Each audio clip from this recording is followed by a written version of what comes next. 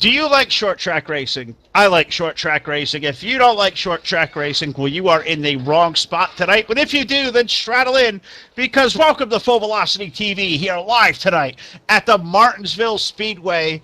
Here it is all about hot dogs here tonight. The Polyphony Digital 250 being run for the 2018 Verizon Cup Series, run by, of course, at FTF Racing. It is the first race of the last round. We are down to the final 8 drivers racing for a championship this year. We'll recap who those 8 drivers are and see which one of them, if any, can punch their ticket on here to the Homestead Miami Speedway in a couple of weeks. Good evening, everybody, and welcome to the show here live on Facebook Live. We are live on YouTube. We are live on Twitch TV. Phil Lacasse here along with my broadcast partner, Mr. Too Tall Todd Stanton on the controls, as always, for FETV. And Todd, what more can you say? We come to the Martinsville Speedway. We've been all week long, we have talked about on our airwaves, throwing sliders. Well, put the sliders away here tonight. It's all about hot dogs. If you have any predictions, who's going to be the big winner when this one's over? Well, I don't know, Phil. It's going to be up in the air. Who's going to master the bump and run tonight? We're not talking about sliders tonight, like you said, Phil. Who is going to master that good old-fashioned bump and run here? Going to be last corner, kind of like NASCAR kind of ordeal. We even got implications already here, starting drama, I should say, starting here early on in the going at Martinsville. We will cover that a little bit later in the event. But I tell you, it's going to be interesting to see who's going to take down the win, who's going to punch their ticket to Homestead Miami. Who is it going to be? We're going to find out. We have 250 laps around the half-mile paperclip located in Martinsville, Virginia. So before this thing gets away from us, let's go trackside for the playing of our national anthem.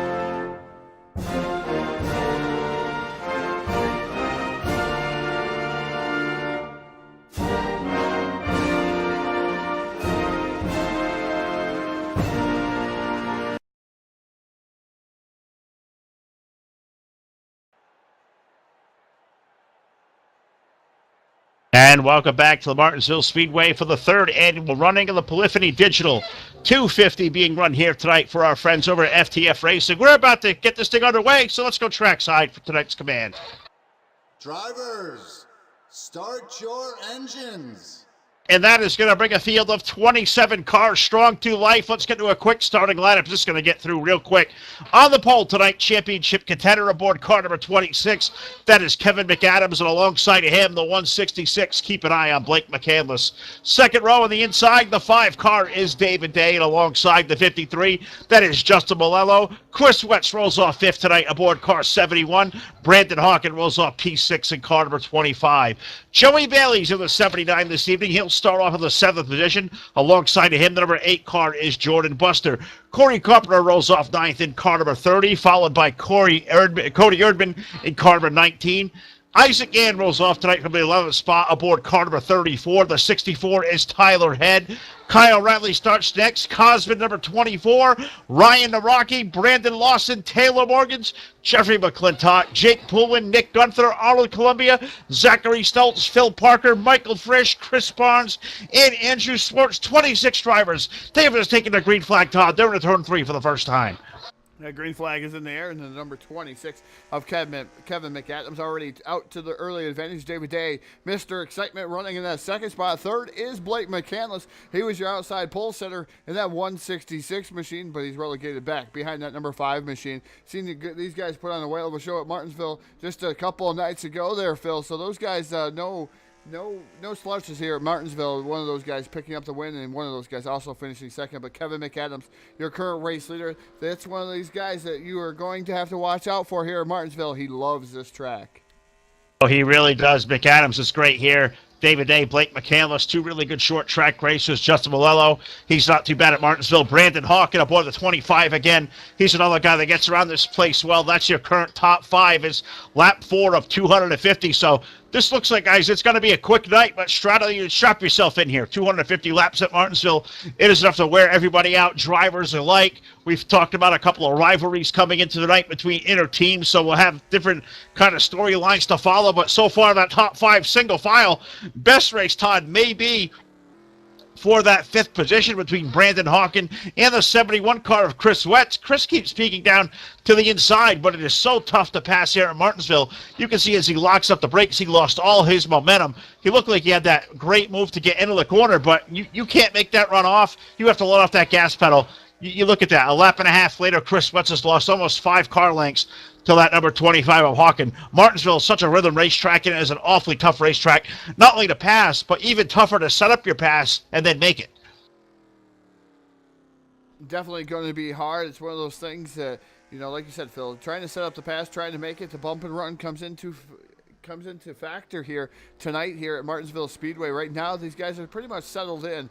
They're pretty much single file. I don't see much of these guys getting out of line. A lot of different braking points these guys are going to have too. A lot of these guys are going to roll into the corner. Look at Wetz right now on our screen. He drifts up through the corner just a little bit. Looks like he's already pushing here early on in the going for that number 71 machine. Like I said, Chris Wetz aboard that machine. The 79 right now of Joey Bailey running in that 7th spot. So he's all over the rear bumper kind of, for that 71 machine. So these guys, it kind of looks like a train as these guys are going around the track, Phil. These guys are pretty much following each one another. Choo, choo, choo, all around the track here at Martinsville is what we're doing here tonight. Already 9 laps up to the board, and so far nobody is challenged at all. That number 26 of Kevin McAdams. Couple car lengths back till you find the 5 of David Day. The 166 of Blake McCandless currently third. Good race going on there for the 4th spot between Justin Malello, Brandon Hawken, Chris Wetz a couple of car lengths back behind him. Then you find Joey Bailey a little distance on back, Jordan Buster, Corey Carpenter, and Cody Urban. That is your current top 10, but looking at all these drivers, Todd, that started outside the top 10, we're talking at some of the best at FTF championship contenders, guys like series champion last year, defending champion Taylor Morgans. He's currently outside the top 15. You find the likes of Brandon Lawson, Kyle Riley, Cosman, all those guys starting from outside the top dozen cars here tonight. A place that's really notoriously tough to pass. You're going to work traffic. What do you think those guys are feeling as far as nerves or jitters or however they're feeling? Because Martinsville is one of these places, it can, springboard yourself onto the next round here to that Final Four to Homestead, but it can also be like a Talladega where a bad night here, it can completely cripple your chances of putting you from behind. What do you think these guys are feeling? Right now, they're just trying to get through the race and trying to stay single file right now, Phil. I think these guys aren't trying to hurry it up. We got 250 laps around this speedway. Right now, we're on lap number 12 of 250. So it's early on in the going. You don't want to make any moves that are going to cost you here. You can get a little bit of damage on your cars. It is a short track. You can get donuts on the side of your cars. You can smash those fenders in. It's really not going to matter, but you do not want to hurt your motor or any part of your drivetrain. So you want to take it easy, Phil, here, especially early in the going. So a lot of things going through these guys' mind to try to punch themselves into Homestead, but right now they're just pretty much laying in the weeds and waiting to figure out how this race is going to unfold. Yeah, absolutely. And I've been watching this race up for the 4th spot. Justin Malello has it. Brandon Hawken looks to have a little bit of a faster race car. Chris Wetz laying right there in the weeds. But what I saw their last lap by here is they hit turn 1 once again. Last time around, Hawken got that number 25 car a little bit, deeper into the corner. I think he wanted to. We saw a little bit of tire smoke come out of that thing. How much can, everybody's got different braking points, and this place will show it off more than anything else. But you lock up those front tires like a 25 may have. How much do you run the risk of damaging that tire? Because a hurt tire at Martinsville, it can make a notoriously tough racetrack even worse, and it can just make you straight up miserable. Definitely can make you straight up miserable here tonight, Phil. You don't want to hurt those tires. You don't want to blister those tires. The 25 of Hawken able to get around the 53 of Justin Malello there. That was the battle for that 4th spot, so put the 25 of Brandon Hawkin up to 4th, 5th now. Justin Malello in that number 53 machine. But you don't want to blister those tires, Phil. And every time you lock them up, you're blistering them. You're flat spotting those tires. And you got to have tires. Again, brakes is another issue. You're heating up the brakes and you're heating up your tires as fast as you go. Look at Malello just driving through the corner right now. Unfortunately, it looks like he's lost some of his momentum with his tires. May have heated up his tires in that 53 machine, and now it's making him go through the field here. Jordan Buster now, the next guy right there behind the number 53 of Justin Malello. That is now a battle for that 6th spot. Yeah, it really is. You just saw 79 of Joey Bailey this week in the Nick Baker 79. Joey now up running in the top 5. Malello, as you said, he slid right back into the tire tracks of Jordan Buster. Jordan was able to make his way around the 71 of Chris Wetz, as was the number 30 of Corey Carpenter. So the 53 we saw fall out of the top 5. Chris Wetz at this point, Todd, he may be in jeopardy of falling out of the top 10 as the 71 now. He looks behind him, and you see that ominous-looking number 34 right behind that 71. You know Isaac Gann's going to be one of these guys at Martinsville that's going to be in the fray before the end of the night. Chris Wetz has a mirror full, that 34, as he looks up ahead. You got to think he's going to be looking out the windshield, looking out the mirror, knowing that 34 car is looming large, as Isaac now going to speak to the inside of the speedway as they exit 2. Yeah, Isaac Gann going to be able to complete the pass here on the 71 of Chris Wetz. Here comes the number 19 machine. That's Cody Ergman in that number 19 machine. He's going to get around Chris Wetz. So isn't the 64 Sunflower, the David Sunflower machine. That's Tyler Head. He's going to be able to get around him too and put himself, I believe that was a battle for 11th there. So he's going to put himself 11th, one spot out of the top 10 for that number 64 machine. But these guys put on a pretty good battle here. You're starting to see the guys that are heating up their tires. They're starting to fade. Like Justin Malello was starting to fade there just a little bit. It looks like he's cooled down his tires enough to get away from the number 8 of Jordan Buster. Corey Carpenter right there in that number 30 machine. He's running in that A spot. Again, Isaac Gann right there in 9th. But he is starting to close the gap on himself and Corey Carpenter. You know, absolutely. And talk about this way, Todd. You know Martinsville is a tough racetrack in its own right. You got to manage your equipment, got to keep the tires underneath you. With all these guys around you racing you hard, are you going to race the competition around you? Are you looking for a nice, comfortable spot to ride in, to run your own race, maybe log your own laps and not worry too much about all those guys and all that traffic around you? Yeah, I'm looking for a place to ride right now. Maybe later in the event I'll take a little bit more chances here. But the 34, Isaac Gann able to complete the pass here on the 8 of Jordan Buster. 19 also following suit once again. So the 19 following Isaac Gann up through the field. The number 30 of Corey Carpenter now sets his eyes on the number 53 of Justin Malello. So we're going to see what happens there as he's starting to run him down. But Phil, I want to get comfortable, especially early in the going. I don't want to really take a lot of chances, especially if I'm in a championship hunt. I'm not going to take a lot of chances here early. Maybe a little bit later where I can actually, outbrake somebody coming down into the corner, but I'm going to lay in the weeds and wait. And look at the position, say, the 166 car, Blake McCandless is. Currently running 3rd, but he's a 2.5 off race leader McAdams and has a pretty good interval between himself and David Day. You look behind him, he's got a 2.5 on the 25 car of Brandon Hawkin. I think that's exactly the spot I want to be right now. Can run my own race, not, use up my race car. And I think if you watch Blake McCandless, a guy who is really good here taking care of tires, currently running 3rd. He's going to be really happy with going on there. So thanks you guys all tuned in tonight here live, Facebook Live, YouTube Live, Twitch TV. Glad you have all tuned in here. The Martinsville Speedway already now 28 laps in of what is going to be an awesome night for us. The Polyphony Digital 250, the 3rd annual running here over at FTF Racing, the 2018 Verizon Cup Series. We are down to the Championship 8. We have 3 rounds here between tonight at Martinsville, next week at the Texas Motor Speedway, and the following week out in Phoenix.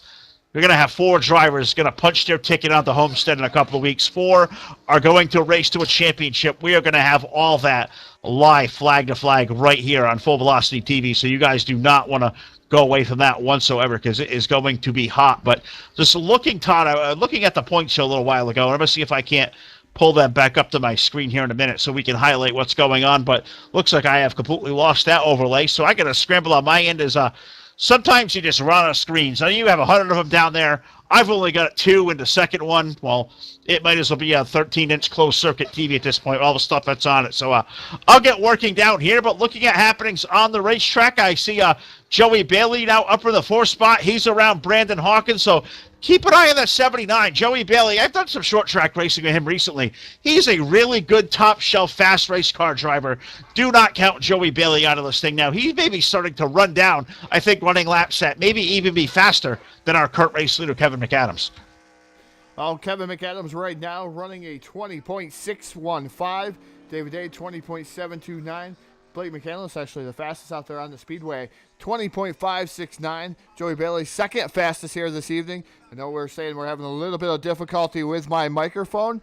David, my voice is about gone from the last show I did, so my voice is kind of soft here this evening as I put the microphone a little bit closer, so that way maybe you guys can hear me a little bit better. But again, Kevin McAdams, your current race leader. David Day running second. Third is the 166 of Blake McCandless. Fourth is Joey Bailey, Brandon Hawkin, Isaac Gann, Corey Carpenter, Cody Erdman, Tyler Head, and Cosman now rounds out your top 10. And Todd is listening to that mic balance, thinking you need to either go up a little bit or pull me down a little bit, because I am kind of a little louder than you are on that end. So we'll let you get that work down there. We do this on the fly, or maybe we can't do it on the fly. We'll adjust it as soon as we can. So guys, bear with us. I'll go down a little bit. I know Todd is Todd's been giving it hell this week. We've been on really busy on the airways. So I'm looking at the series point standings coming into tonight here at the Martinsville Speedway. And our current point leader is Taylor Morgan's comes in a solid season, multiple time winner, as everybody knows. He sits up there in the points. He's got, it looks like, and call it 19 over Kevin McAdams. You get a little bit gap back to Corey Carpenter, third. Cosman is currently fourth. Then you go back to fifth, and you find Kyle Riley, Justin Malello, Brandon Lawson, and Tyler Head. Those are your current top 8. Those guys are all racing now to get into our Final Four. So if one of those guys can win here tonight, they'll get their ticket punched all the way to the Homestead Miami Speedway in a couple of weeks. But if they don't get a win there, Todd, they're going to need the best run they can get here tonight, and we'll update all those guys as the night goes on. But looking at the best of those right now, the highest running of those, well, it's the number 30 of Corey Carpenter, who is now up there running in the 7th position. You look for where Justin Malello may have disappeared to. Justin all the way down. Looks like he may have come to pit road. Justin Malello 1 lap down, currently 21st. So maybe not the night he wanted there, as he started inside the top 5. Now as he's almost not even 40 laps in, he finds himself 1 lap down.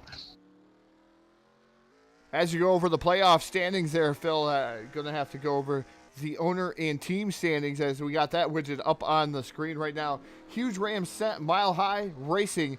That's the number 36 up there atop the leaderboard here in owner points. That is no surprise. The 9 of Brandon Lawson is the huge scent Mile High Racing number 9. The 01 True North Motorsports up there in between all these huge Rams set Mile High guys. The True North lone guy there, Corey Carpenter, 30 in the number 30. He is 4th. 5th is the Speed Inc. 53. Speed Inc. 26 is 6th. A huge Ram send again, Mile High. The 8 of Jordan Buster, 24 of Cosman in the Speed Inc. Area 52 Racing, the 71, and Macaroni Salad Autosport, 44 of Brian Mercurio, who is not here with us tonight. Team points right now, huge Ram sent. Mile High has a 50-point advantage over the Speed Inc. group here this evening. Great to see the owner points, the team points, how those shape out. There's so many cool different layers that make up FTF racing here, and we're thrilled to be aboard here and have this all. This is a lot of fun, a lot of excitement, and Todd Ernie, 42 laps in. What I was just notified of is we looked at Justin Malello, came down pit road, so did Jeffrey McClintock. 3X tire wear tonight. Not only does that wear the tires down, the fuel cells here only tonight are going to hold just about 50 laps. So 60 laps is our first stage, 60 laps our second stage, and 130 to close this thing out. We talk about it's time to start thinking about playoff points. Well, how about time to start thinking about we're going to start running low on fuel as now Cosman's come to pit road. Kyle Riley has been in. Jake Poulin is also down there. So pit road going to be a very busy place for all these leaders here soon, as they're probably getting about a little less than 5 laps of fuel left. So talk about how difficult it is not only getting onto pit road at Martinsville, but maintaining pit road speed, because I believe pit road speed maybe 35 to 40. That is tough to do when you're out there running about, to 100 to 110 mile an hour around this place. Definitely hard to do, but we've been focusing in on the battle here for the lead. The 26 of Kevin McAdams had the lead. David Day wrestled it away from him, and I tell you what, he was sideways. He looked like he was dirt tracking it here on a Saturday night. here with the number 5 machine. Blake McCandless now trying to go for that second spot. Man, David Day, all kinds out of shape. You can tell those tires are just starting to fall off there. The 166 of Blake McCandless was able to get up alongside the 26, but it looks like we're going to have our first yellow flag of the evening. Yeah, it looks like first one of the night going to come out right in the middle of green flag pit stops, and it's really going to, shake it up a lot. But it looks like this one, looking for the yellow, looks like this one may have gotten the 8 car of Jordan Buster. We'll see how quickly we can get a replay up there for you. Todd's going to go down there and try to tweak on the microphone settings to balance us out better. Something where we usually don't off-balance ourselves so much mic-wise, but for whatever reason, Todd having the busy week he has certainly done that. So just trying to go back and kind of find the point of reference from my own view here to let everybody know what happened. But Jordan Buster's car, did he make contact with somebody? Did see a lot of tire smoke. Trying to go back here through this and kind of see what happened. And I think he may have just brake checked somebody the wrong way through turns number 3 and 4, and we'll have to go back and look. Yeah, there it was right there as that car got really kind of tad bit loose. So I'm not sure, Todd, if you're going to be able to show us back the replay before we get back green flag racing, as these guys at FTF, they do gentleman type yellow. So what it does is we don't see a yellow flag in the display. It manually comes out called by the administration. It allows these guys to catch up, come onto pit road. It minimizes the amount of time we spend under the caution flag. So that's always good, because who really wants to go out there and pace on one of these things? We want more good green flag racing. We want more really good racing in its own right. We'll have to see what's going to happen here. But we'll let you get that microphone all worked out. But we got to thank our sponsors for Full Velocity TV. Spadafora Firearms. Find them at SpadaforaFirearms.com. And also a brand new sponsor picked up this week, our friends at DirtSeries.com. We know we've done races for them every Thursday night, but they've come aboard as an actual sponsor now for Full Velocity TV. So we've got to thank Spadafora Firearms and DirtSeries.com. Todd running the first caution flag of the night, just shy of lap 50. They've been down there working. What do you got for us?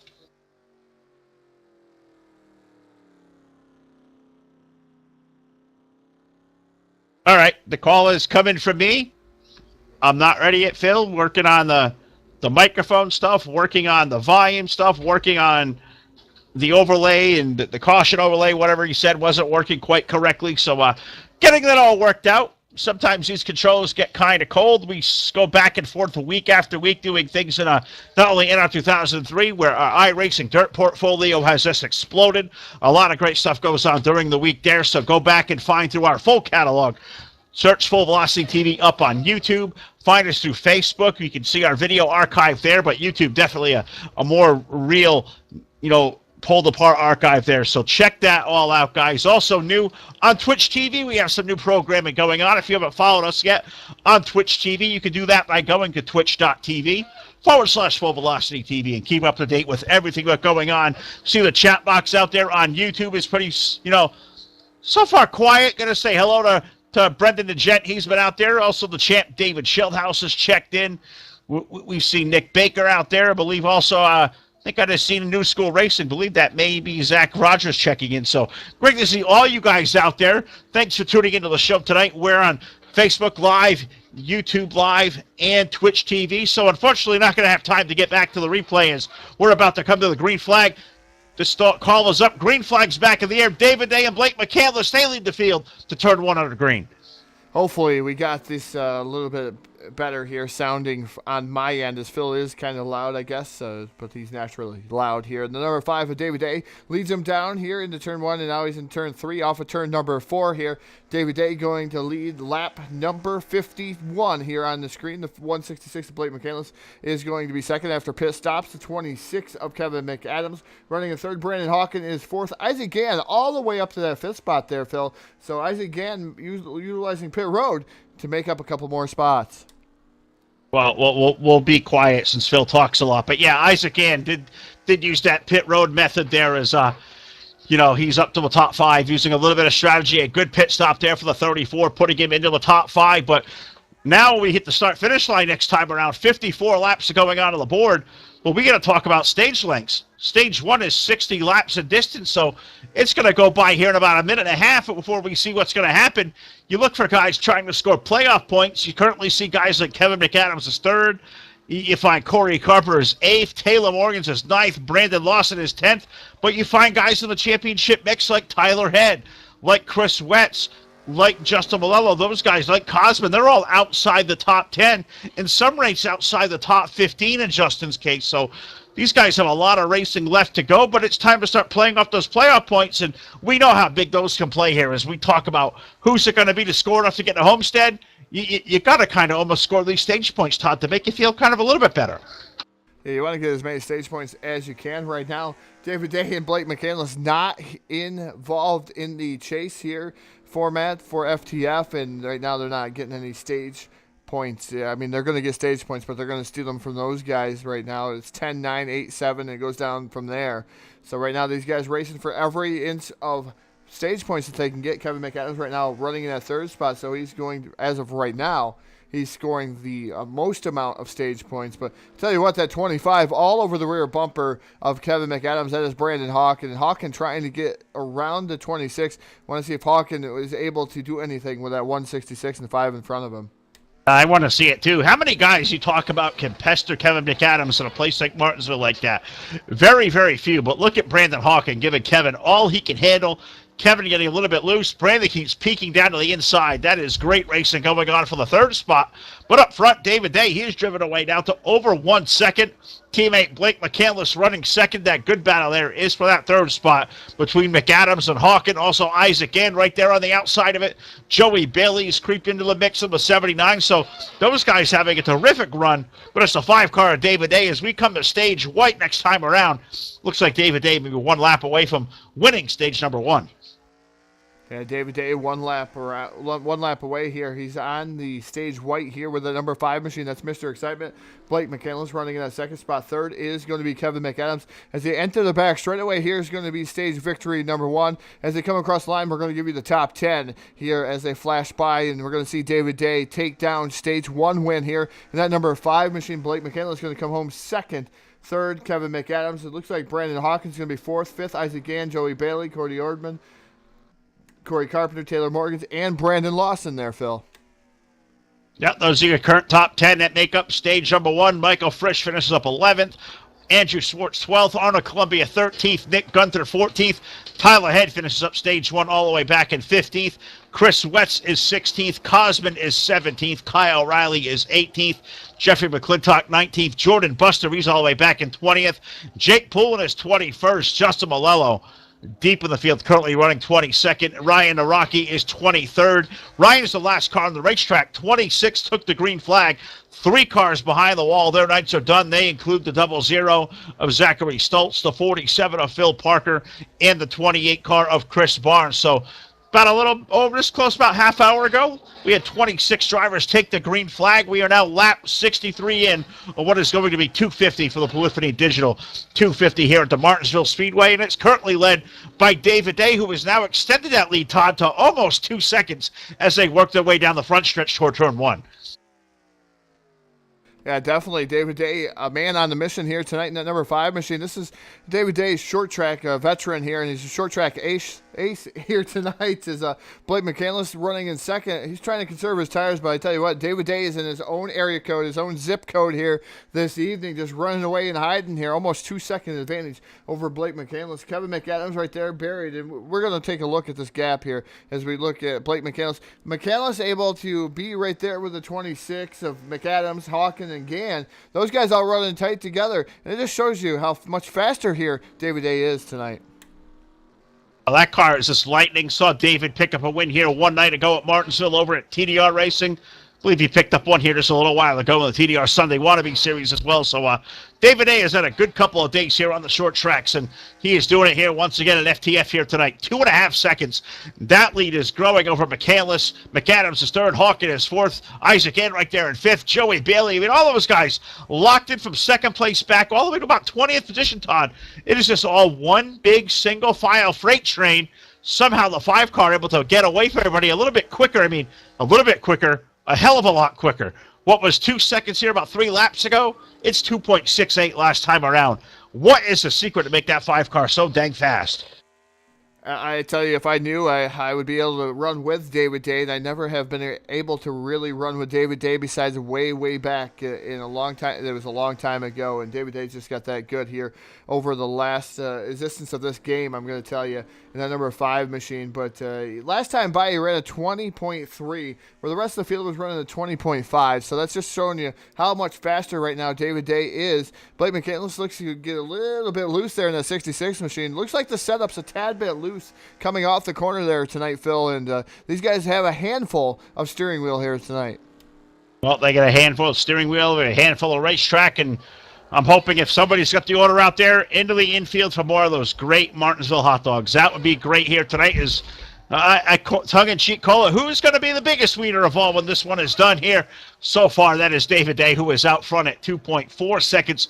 That was a big lead time. It was 2.8. The issue is now he's starting to eclipse to the back part of the field. So not only the 5 may be running up his tires a little bit, in a couple of laps, he may be running down into some lap traffic. It looks like he has really slowed that pace off a little bit as what was 2.8 seconds is down to 2.4, and that may evaporate a little bit more than that. So David Day out to that big lead. It's starting to shrink.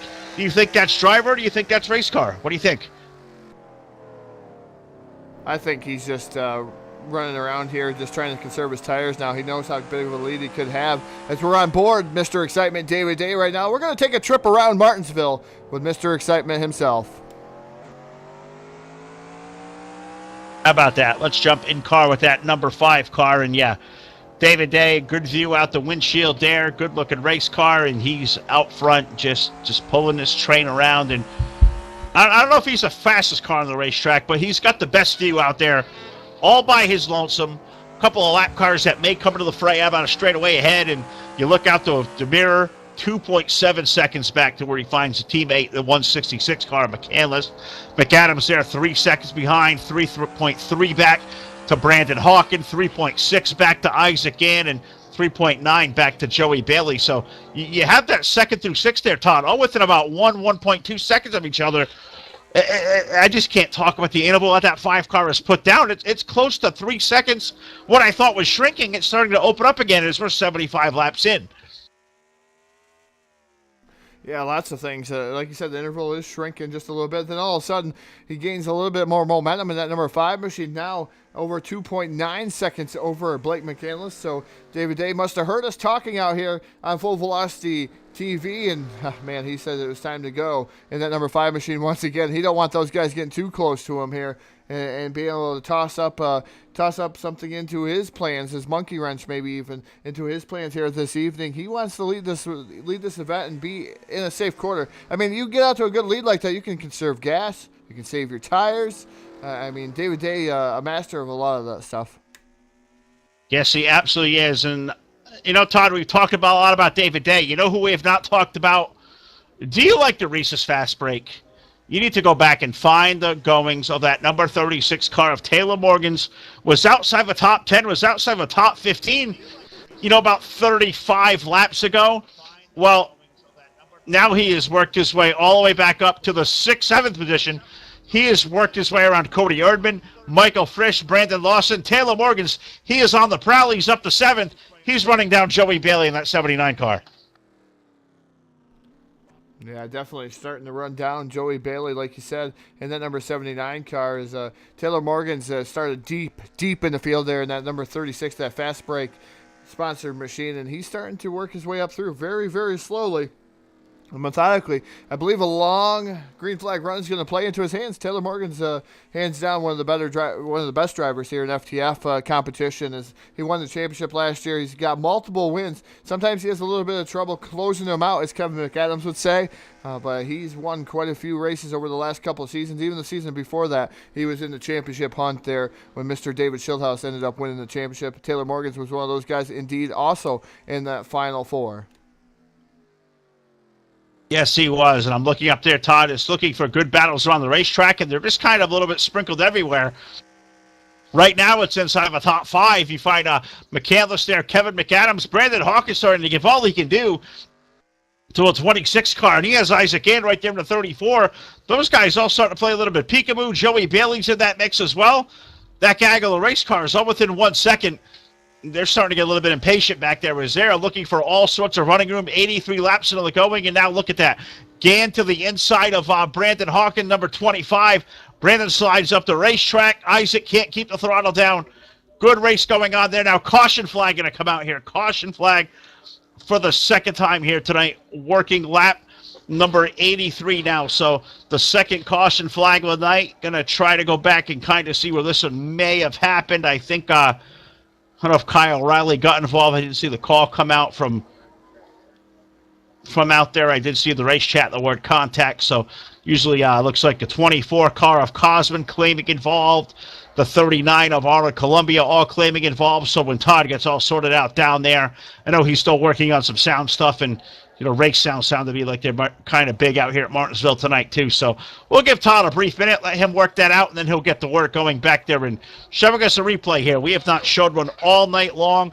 Working now lap number 84 under the caution flag. Thanks to you guys have all tuned in tonight for more Full Velocity TV. You guys could have a lot of different things you're doing tonight here or out there watching the World Series Game 5 or watching Sunday Night Football. We are thrilled you guys have tuned into the Full Velocity TV here tonight live at the Martinsville Speedway. What is going to be a great race. I can't believe almost 100 laps in already. But Todd, I'm not sure if you're ready down there for the replay or not, but I believe you've got to be getting close. Of course, our replay is sponsored by Spadafora Firearms and our all-new sponsor, DirtSeries.com. Todd, take it away. What do you got down there?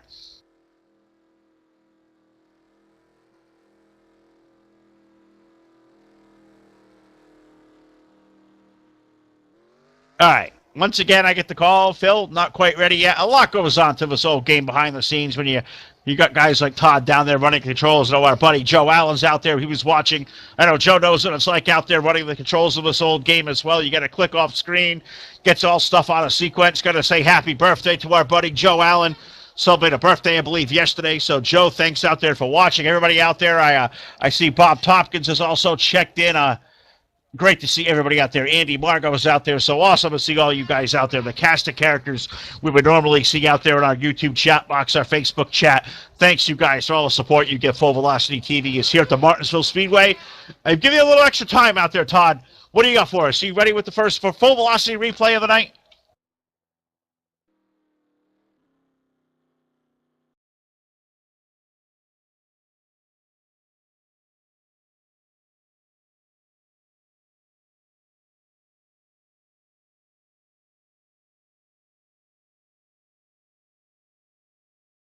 All right, well, we're knocking on the door to the trailer.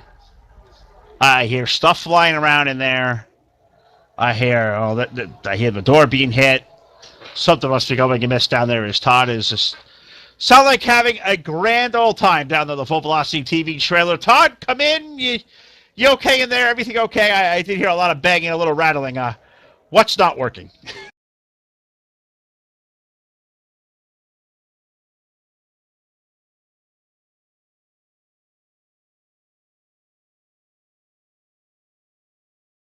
Okay, well, we'll call it safe to say we have lost Todd. Todd has been abducted. I hope he's okay. I hope we see race picture coming back to the screen, but it didn't sound pretty down there. But can update here what's going on toward pit road. All the race leaders have come in. Did also see the 30 car of Corey Carpenter also come down pit road. I'm not sure if that was an admin review, or looks like that was admin review. Those guys come back, him and Justin Malolo. So I was just kind of updating where timing and scoring was. The 37 car of Ryan Araki going to get a wave around, put him back one lap down, currently running 23rd. So we get ready for the restart. David Day's going to lead the field, but a new contender has emerged. Isaac Ann's going to pull off on the outside of the front row. Brandon Hawkins, Joey Bailey, Taylor Morgans, Cody Erdman. That's your current top three rows. Green flag going to go back in the air. We are back racing here at Martinsville. David Day going to take himself out to a two-car length lead, the 34 of Isaac Ann. He will slide into the inside, race down back for that third spot on back. Joey Bailey, he'll pick up third from Brandon Hawkins. The 79 of Bailey now as he picks up third. He's going to look to chase down those top two as out Taylor Morgans. He's to the inside of Brandon Hawkins. That's racing for fourth in the turn one. And great racing going on throughout Martinsville here right now. Phil is sorry about the replay. Could not get that up and going like I wanted to here, but I had to fix the car sounds were not coming through here, and not sure why that was not working here, but we got it working one way or another here. Speakers took a crap on me. One set of my speakers. I have like 5 sets of speakers here in-house. So we're going to see what happens here. The number 5 of David Day, your current race leader. Isaac Gann running in that second spot. He hit Joey Bailey all over the rear bumper of that 34 machine. So Joey Bailey having a good run. His highest standard so far in that number 79 machine. Yep, sure is up there, P3, and can he give anything to Isaac Gann, who's worked his way up to second? You almost talk about the cream kind of rising to the top. Isaac's up there. Taylor Morgan's up in the 4th spot. Brandon Hawkins is currently 5th. When we look around now, whatever happened to Kevin McAdams, who was up at the top of the field there running 3rd? He's all the way back in 16th. Blake McCandless is back in 15th. So those guys had extended pit stops. They took 4 tires. A couple of other guys may have come down and taken 2, or maybe none at all, but we're 7 laps away from the lap 100, 93 laps in. David Day is up front. He's starting to pull that advantage away. Last time around there, Todd, it was hovering on 0.7 of a second. David Day, what a good piece that 5 car has here tonight in Martinsville. Yeah, fantastic piece for the number 5 of David Day, the 34 of Isaac Gann, still running in second, like you said, trying to track him down. But we're looking at comparisons, and Isaac Gann right now at 20.238 to David Day's 20.232. So David Day just a tick faster than Isaac Gann. And as the race goes on, it seems like David Day gets faster, 20.254 that time by to Isaac Gann's 20.373. So it's rather interesting to see how fast David Day is here as longer it goes. Seems like when those tires heat up, he marches right on out there and tries to drive off into the sunset here at Martinsville. We're on lap 96 of 250. Yeah, I have to update what that 5 car can do. Updating, happenings inside the top 5.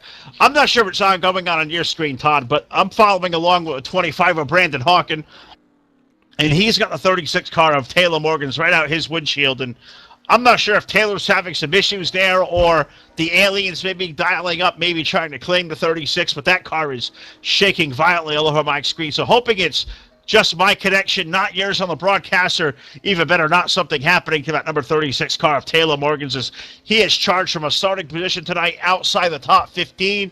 He's now up into the 4th spot, making his way forward. Taylor Morgan's is always on the short list of guys that may pick up a win at FTF.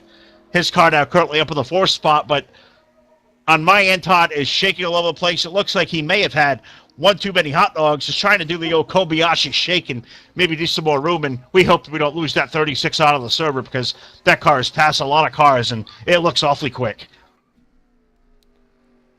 Yeah, indeed, it does look awful quick here tonight. And like you said, it's starting to settle down a little bit for the 36 machine. Is maybe just a little bit of connection woes for Taylor Morgan's. He's got to stay out there and try to get as many points as he can in that 36 and try to bring down another W here on Full Velocity TV. It seems like he's brought down quite a few of them here this season. But right now, running in that 4th spot. Brandon Hawkins still running 5th. Cody Erdman in the number 19. He is running a 6, so he's having a good run. Brandon Lawson starting to crack here inside the top 10. He is 7th in that number 9 machine. Michael Frisch running in 8th. 9th is Corey Carpenter. And Kyle O'Reilly rounds out your top 10 as they run right now.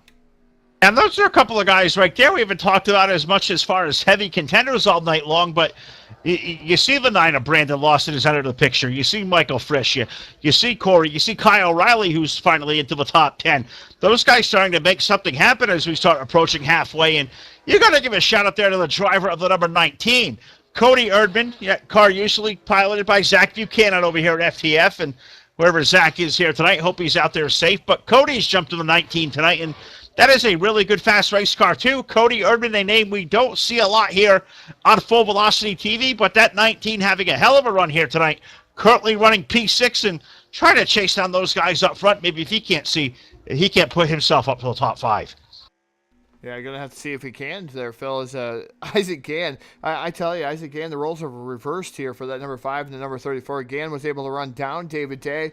Day was trying to get away from him, but 34 was running a lot quicker laps here the last couple of times. Here, like a 20.379 last time by to David Day's 20.4. But Day's going to get it shook out here and figure out what's going on. He allowed Gann to get up here. It looks like Gann is able to get better drive inside the corner here and off the corner, where David Day is able to enter the corner a little bit stronger. Again, Day may be saving tires here for the longer run. He may be thinking about that bigger picture.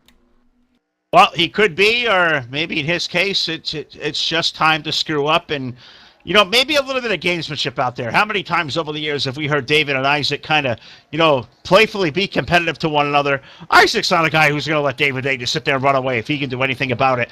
Those two guys will go up there and race each other hard just to, if anything, burn their own stuff up to make sure that the other one doesn't have the advantage. But they're currently up front.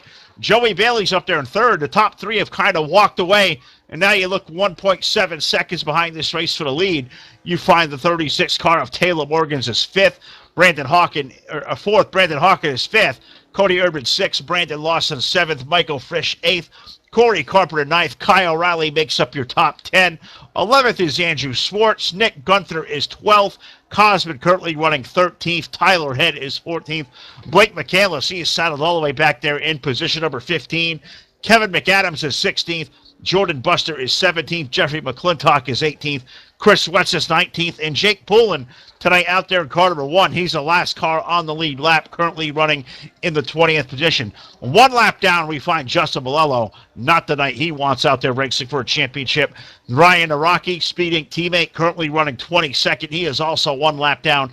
4 drivers behind the wall for the night. The 39 car of Arnold Columbia joins Zachary Stoltz, Phil Parker, and Chris Barnes. So 26 drivers took the green flag just about 45 minutes ago. Already now working lap number 110 next time around. We have been slowed by 2 caution flags. It has been a terrific race. None better than what's going on up front right now. David Day with the lead, but he has Isaac Gann all over him there. It's 2 car lengths, Todd, as they hit turn 3. Yeah, 2 car lengths there for the number 5 and the number 34. But right now, Isaac Gann not able to get around him. It's one thing to catch David Day. It's another thing to get around him. And right now, it seems like David Day's able to perfect that line here in that number 5 machine and just keep the 34 at bay. Like you said, Isaac Gann still running in second. Third is Joey Bailey. And I mean, we don't mention him a lot in any of these broadcasts. But like you said, Phil, you can't sleep on that number 79 here tonight. Joey Bailey having a good run. And, it's one of those guys that I never thought was really that great at short tracks. But, I mean, man, he's showing me that he is really good here at Martinsville as he's able to run into that third spot. Taylor Morgans is running fourth, but he's starting to track down that 79 machine ever so slowly here for the 36. So he's starting to make his headway along with Brandon Hawkins in tow there. Absolutely. As you see Taylor starting to run down that 79, but Hawkins, he's not letting them get away. You find that gap back to you find Erdman, couple car lengths back. You find Brandon Lawson, who's having another good run, as is the number 01 car of Michael Frisch. And, a guy who I don't believe ran even close to the full year at FTF, but every time he's jumped into the 01 or even that one night in the 41, Michael Frisch has been a contender there, Todd. And that 01 car, another really good fast piece here tonight. He's pressuring Brandon Lawson now. Here comes Frisch to the inside there, racing for the 7th spot. Yeah, Frisch trying to get down to the bottom here with the number 9 machine here of Brandon Lawson. Not able to complete that pass here. Is Brandon Lawson able to hold on to that position, that number 7 position there? Is the number 19 right there in front of him. And he's trying to track him down. Again, the number 9 of Brandon Lawson in the championship hunt here. And he's trying to get as many points as he can. Phil, as we're coming up on the stage again on lap 120, I do believe it's going to be, 60-60, so it's going to be split on lap 120, so we're coming up on stage 2 win here, so we're going to see some of these guys take some chances, I do believe. Yeah, and you talk about maybe that possibility of more stage points coming in, more playoff points being paid out. We're a couple laps away from that, so you look at guys up there racing for the championship up in the top 10. Right now, the leader of that group will be Taylor Morgan's currently running 4th. You got to go all the way back to 7th until you find Brandon Lawson. Corey Carpenter currently running 9th. Kyle Riley is 10th. So those 4 drivers right now look to be poised to pick up some playoff points here through stage number 2. Is there a couple laps away from doing that? But right now, Todd, really good race going on with that 01 of Michael Frisch to the inside of Cody Erdman. Cody looks like he may have used up his tires. Brandon Lawson has snuck by, so move Brandon Lawson up to 6th. Michael Frisch to 7th, and now Cody Erdman, he'll fall back to 8th there as he's got a couple of car lengths in himself and Corey Carpenter. So what we saw was a good run for the 19. Those tires may be slipping his next time around. We're going to put stage white up in the air. It'll be one more trip around. Can David Day make it 2 stage wins here this evening? Yeah, we're going to have to wait and see if David Day can actually make it 2 stage wins here this evening. And right now, he's coming off the corner here. We're just waiting to see what's going to happen as we're going to David Day is in your first spot there. The 34 Vides again running second. So, Phil, I tell you, this has been a good race as we were concentrated on that 19 battle, and that was a great battle. Oh, it sure certainly was there. And as these guys come down, taking the stage, checker, I believe this time around, it's going to be David Day picking up the win there in the 5. Isaac Ann second, Joey Bailey third, Taylor Morgan's fourth. Give Brandon Hawkin a stage top 5. Brandon Lawson 6 picks up points. Michael Frisch 7th, Cody Erdman 8th, Corey Carpenter 9th, and Kyle Riley makes up your top 10. So all those guys going to score some stage points there. But a different scenario here, Todd. I just saw one car come rolling off a pit road. The 166 of Blake McCandless. We know Blake to play tire and fuel strategy before. He pitted right at the stage checker, was outside the top 10. If we know somebody who likes kind of being off sequence, keep an eye on the 166. Currently now 1 lap down, currently running 22nd, but he may know something we all don't about saving tires with the fuel strategy. We know 50 laps in a tank of fuel. All these leaders may have to come to pit road shortly. How much do you think he stands to gain with fresher tires? He's going to gain quite a few laps. Well, I'm going to say laps. I'm going to gain quite a few seconds there, precious seconds, the longer that these guys stay out. But you got to remember, at the tail end of that, these guys are going to be able to catch him here because they're going to have fresh tires also on their machines. But again, he's trying to roll the dice. He's out for that W. He's not in the playoff on here. He wants to win here on Full Velocity TV, or he wants to catch his teammate, even David Day out there, who's having a good run. So he's trying to roll the dice, trying to put himself off a sequence to see what he can do. Well, we'll update as that goes on. Is now this time around halfway officially going up in the field. 125 laps down, 125 laps to go here. The Polyphony Digital 250 here run at the Martinsville Speedway. It is race number 7, if you can believe it already. 7 weeks into the 2018 FTF Verizon Cup Series playoffs here.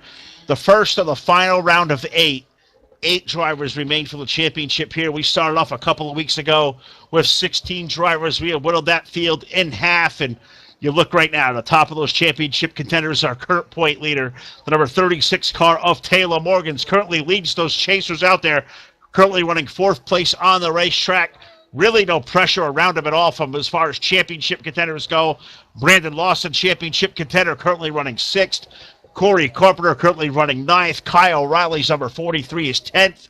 Now to update guys also in the championship mix, you find Kevin McAdams.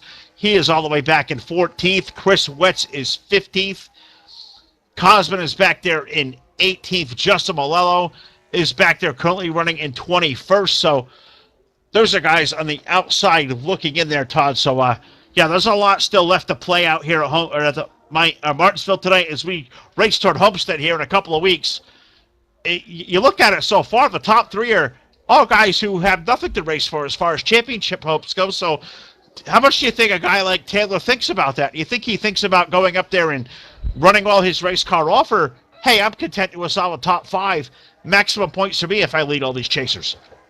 Well, yeah, he wants maximum points there in the 36 machine. He just wants that cushion there. And right now, Taylor Morgan says he's out there to get the W. I mean, I would be darned if I didn't say that Taylor Morgan was out there to not win this race. I mean, every race car driver, that's the ultimate goal, is to win the race. So 36, Taylor Morgan's probably out there to win the race there, Phil. I mean, but right now, I think he's comfortable where he's at. He's not pressing the issue. He's been coming up through the field, not getting involved in wrecks. He's just making sure that he's in the right position at the right time. Well, we're going to have to weigh on that, but I got to correct myself there as I talked about championship contenders. The 71 car of Chris Wetz, he was knocked out in the most previous round last week. It's the 64 car of Tyler Head, who's the 8th car in that championship. Tyler's number 64, currently running in the 14th spot, so I apologize to all those guys, all you out there watching. There's a lot going on here at Martinsville, 132 laps in. But it's been quiet up front there, Todd, between David Day and Isaac Ann. The race right now is for 3rd. Taylor Morgan's found his way to the inside of Joey Bailey. It looks like Taylor Morgan's, he now has eclipsed himself. He's up into the top 3 for the first time. Yeah, nice pass by Taylor Morgan. This is Joey Bailey just a tad bit loose coming off the corner, and you've seen it once again on the screen as Joey Bailey tires starting to go away. He's coming pit side there in that number 79 machine, so put Joey Bailey to the pits, Phil. He's going to get 4 fresh Goodyear Eagles, I do believe, on that machine and get himself back out onto the track. But the next question is, how long do Taylor Morgan stay out? David Day stay out? I mean, Isaac Gann is now in front of David Day here. He was able to get around David Day for the lead, so we do have a new race leader in the form of the 34 of Isaac Gann. Yes, we do, and we'll look at that. We'll see when that 5 comes to pit road, but do see a couple coming off pit road there. I saw Andrew Swartz pull away. The 30 of Corey Carpenter has been in, as has Kevin McAdams. Cosman has been in. Brandon Lawson has been in. Joey Bailey just came on for 4 tires of a 79. Now the 5 car of David Day, who was leading, he has now brought the 5 onto pit road, so we're starting to see all these drivers starting to sprinkle on there. David Day going to come down at 35 miles per hour. He's going to go down there for 4 tires there. Right side tires up, complete. Left side's going on the 5. So David Day going to pit himself out of the 2nd spot. Also now race leader Isaac Anton. He's down on pit road. Yeah, Isaac Gann, the number 34 Alienware-sponsored machine coming down to pit road, relinquishing the lead, I believe, to it's going to be either Taylor Morgans or Brandon Hawk. And here is a time in the scoring resets, but 34 coming to the aid of his pit crew. He's going to go into the stall here. Does not slide through. Great pit stop there for the 34. Right side tires in the air. They're completing the services on that number 34 machine. Going around to the left side. So doing left side tires here for Isaac Gann. Looks like 4 tires is the call here up and down pit road for every one of these drivers there, Phil. And he's down in the way. Isaac Gann could have joined the field. Yeah, absolutely. Well, an extended pit stop for the 25 of Brandon Hawken. He gets his 4-tire work. He's all done down there. Looks like Kyle Riley's number 43 has also just been down there. Tyler Head in the 64 about to make his way out there. So we're just about wrapped up through an entire cycle of green flag pit stops. I believe the last one who may be holding out is the 01 car of Michael Frisch. And as I say that, the 01 is coming off the speedway as well. So I believe this is going to put a cap on an entire round of green flag pit stops, as now I see it was not the 43 car of Kyle Riley that came by me here on pit road. It was another yellow car, as I now see the 43 flashing. So I believe those are the last little stragglers that have come in. Riley, Frisch, and I believe Tyler Head are the final 3 who have kind of stayed their way out for an extra lap. Yeah, and Isaac Gann looks like he's going to inherit the lead as soon as those guys are all done here with timing and scoring. Isaac Gann was able to get out in front of the number 5 of David Day. Day is now in that 2nd spot, Phil. So rather interesting strategy. Gann stayed out a lap longer than David Day, but was able to get out in front of David Day.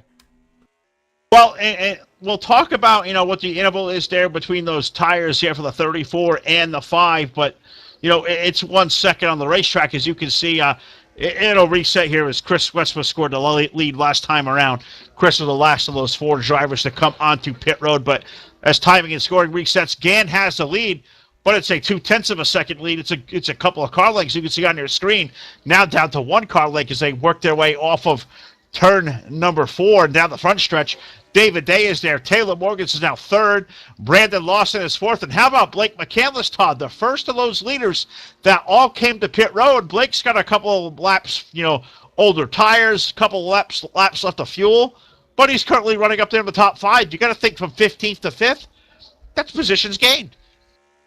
Yeah, definitely positions gained there for the 166 of Blake McCandless, and he's able to make something happen there, going off of strategy here for him, and that's seeing him go off sequence. That's no surprise. Blake trying to find a way to win this race here this evening. David Day, I tell you, all over the rear bumper, the 34 of Isaac Gann. David Day a lot faster than Isaac Gann as of right now in that number 5 machine, but not able to get around him. They're running about the same grooves here between the 34 and the 5, so good run for both of these guys. Taylor Morgan's on the outside right now, 2.277 seconds back, but he's running in that 3rd spot. But man, David Day gets so close to the 34 to give him a bumper tag almost, and then he backs right out of it, Phil. Well, you're watching that good race for the lead there, Todd. Let me ask you a question. You ever pit here in Martinsville, you come down from the, that asphalt and concrete, come down on pit road, stop, put that thing in first gear, step on it, and just yank the transmission out of that thing. Ever do that before?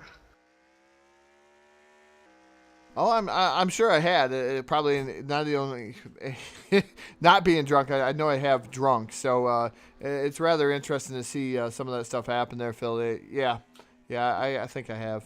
Well, I just saw the 71 car of Chris Sweats do just that, and straight up, you do that, you step on the gas pedal to leave pit road, you break something, that's enough to straight up piss you off. And Chris Sweats' number 71 car looks like something completely going amiss there, transmission or something broke as he was leaving pit road. The 71 of Chris Sweats behind the wall, and looks like it may be kind of end of night for him as the gloves have come off, the helmet has come off. So tough break for the 71 car behind the wall. Looks like he'll finish up 22nd here tonight. So we still got 21 cars left on the racetrack, 20 of those, or 19 of those on the lead lap. But, you look up front now, Isaac Gann, he leads David Day. The fastest car on the racetrack, Todd, I may be wrong. It looks like the 36 car of Taylor Morgan's currently third. He was over 2 seconds behind last time around, 1.5 seconds, and now down to 1.54. So cut off a half a tenth there. I may be wrong, but just eye test, it says that 36 may be the fastest car on the racetrack. You may be right, and you may be wrong in the same aspect. Of those three cars, yes, he's indeed fastest. Michael Frisch was the fastest last time by with a 20.202 in that 01 machine. He's 11th, Phil. So Michael Frisch is pretty fast here this evening in that 01 machine. But relegated 11th, Kevin McAdams was also equally as fast just about there, Phil, and he's running 10th. So those guys in the back portion of the field, I should say the middle portion of the field, are running faster lap times than the leaders right now. But the leaders, Taylor Morgan's is indeed the fastest here right now. And you can see it growing as I believe we have a caution flag on the speedway. Caution flag for the third time tonight coming out on lap number 150. And this one may have claimed the number 26 car of Kevin McAdams. So this could be a developing story here is, 26, it looks like he did indeed claim the caution. I'm not going to be able to go back real quick and see what happened, but I'm going to let Todd go down there. I believe all audio issues aside here now, we got the game sounds right. We got our sounds balanced right. So for the first time, I can say now, Todd Stanton can get to work here for the first Full Velocity TV replay tonight, sponsored by Spatafora Firearms and DirtSeries.com. So maybe going to see a quick there, Todd, but I believe this may be a quickie caution. Kevin McAdams went around. Was there help for the 26? Well, Kevin McAdams, he was the guy that put somebody around. He gets into the back of the 30 of Corey Carpenter, putting Carpenter around here. He backs it almost into the wall. Nope, Corey Carpenter does not put it into the wall. But the 26 of Kevin McAdams tags Corey Carpenter. Those guys both going to the rear here tonight, Phil.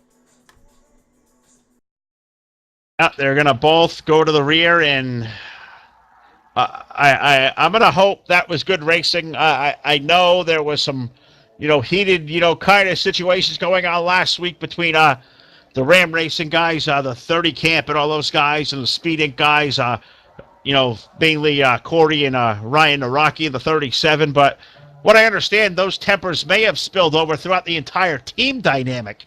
So we're going to hope that's good, clean racing going on there, but we had that dynamic of maybe something, a rivalry brewing between those guys, and Corey, the 30 car, he's right in the forefront of that. Kevin, he's not a guy who's, going to mince words either. So we'll have to wait and see as all those guys come onto pit road. They're all going to come on and take these fresh tires. 154 laps in, so can't believe it, Todd. Already past halfway. We have now less than we have less than 100 laps to go. 95 laps to go next time here at Martinsville. But what do you say? We still have a lot of laps to go. I think we've kind of gathered the way the landscape's going to be here tonight. What do you say we go into some prediction time? Who's it going to be? Who is going to win the 250-lap marathon here at Martinsville tonight? I would like to go with the 5 car, but I don't want to mess him up. So I don't want to mess anybody up. I don't want to mess up 34, the 5. Man, it's hard to pick here tonight. I'm going to leave it up to you, Phil. I'll let you pick first, and then I'll pick afterwards, and maybe one of us will have better luck.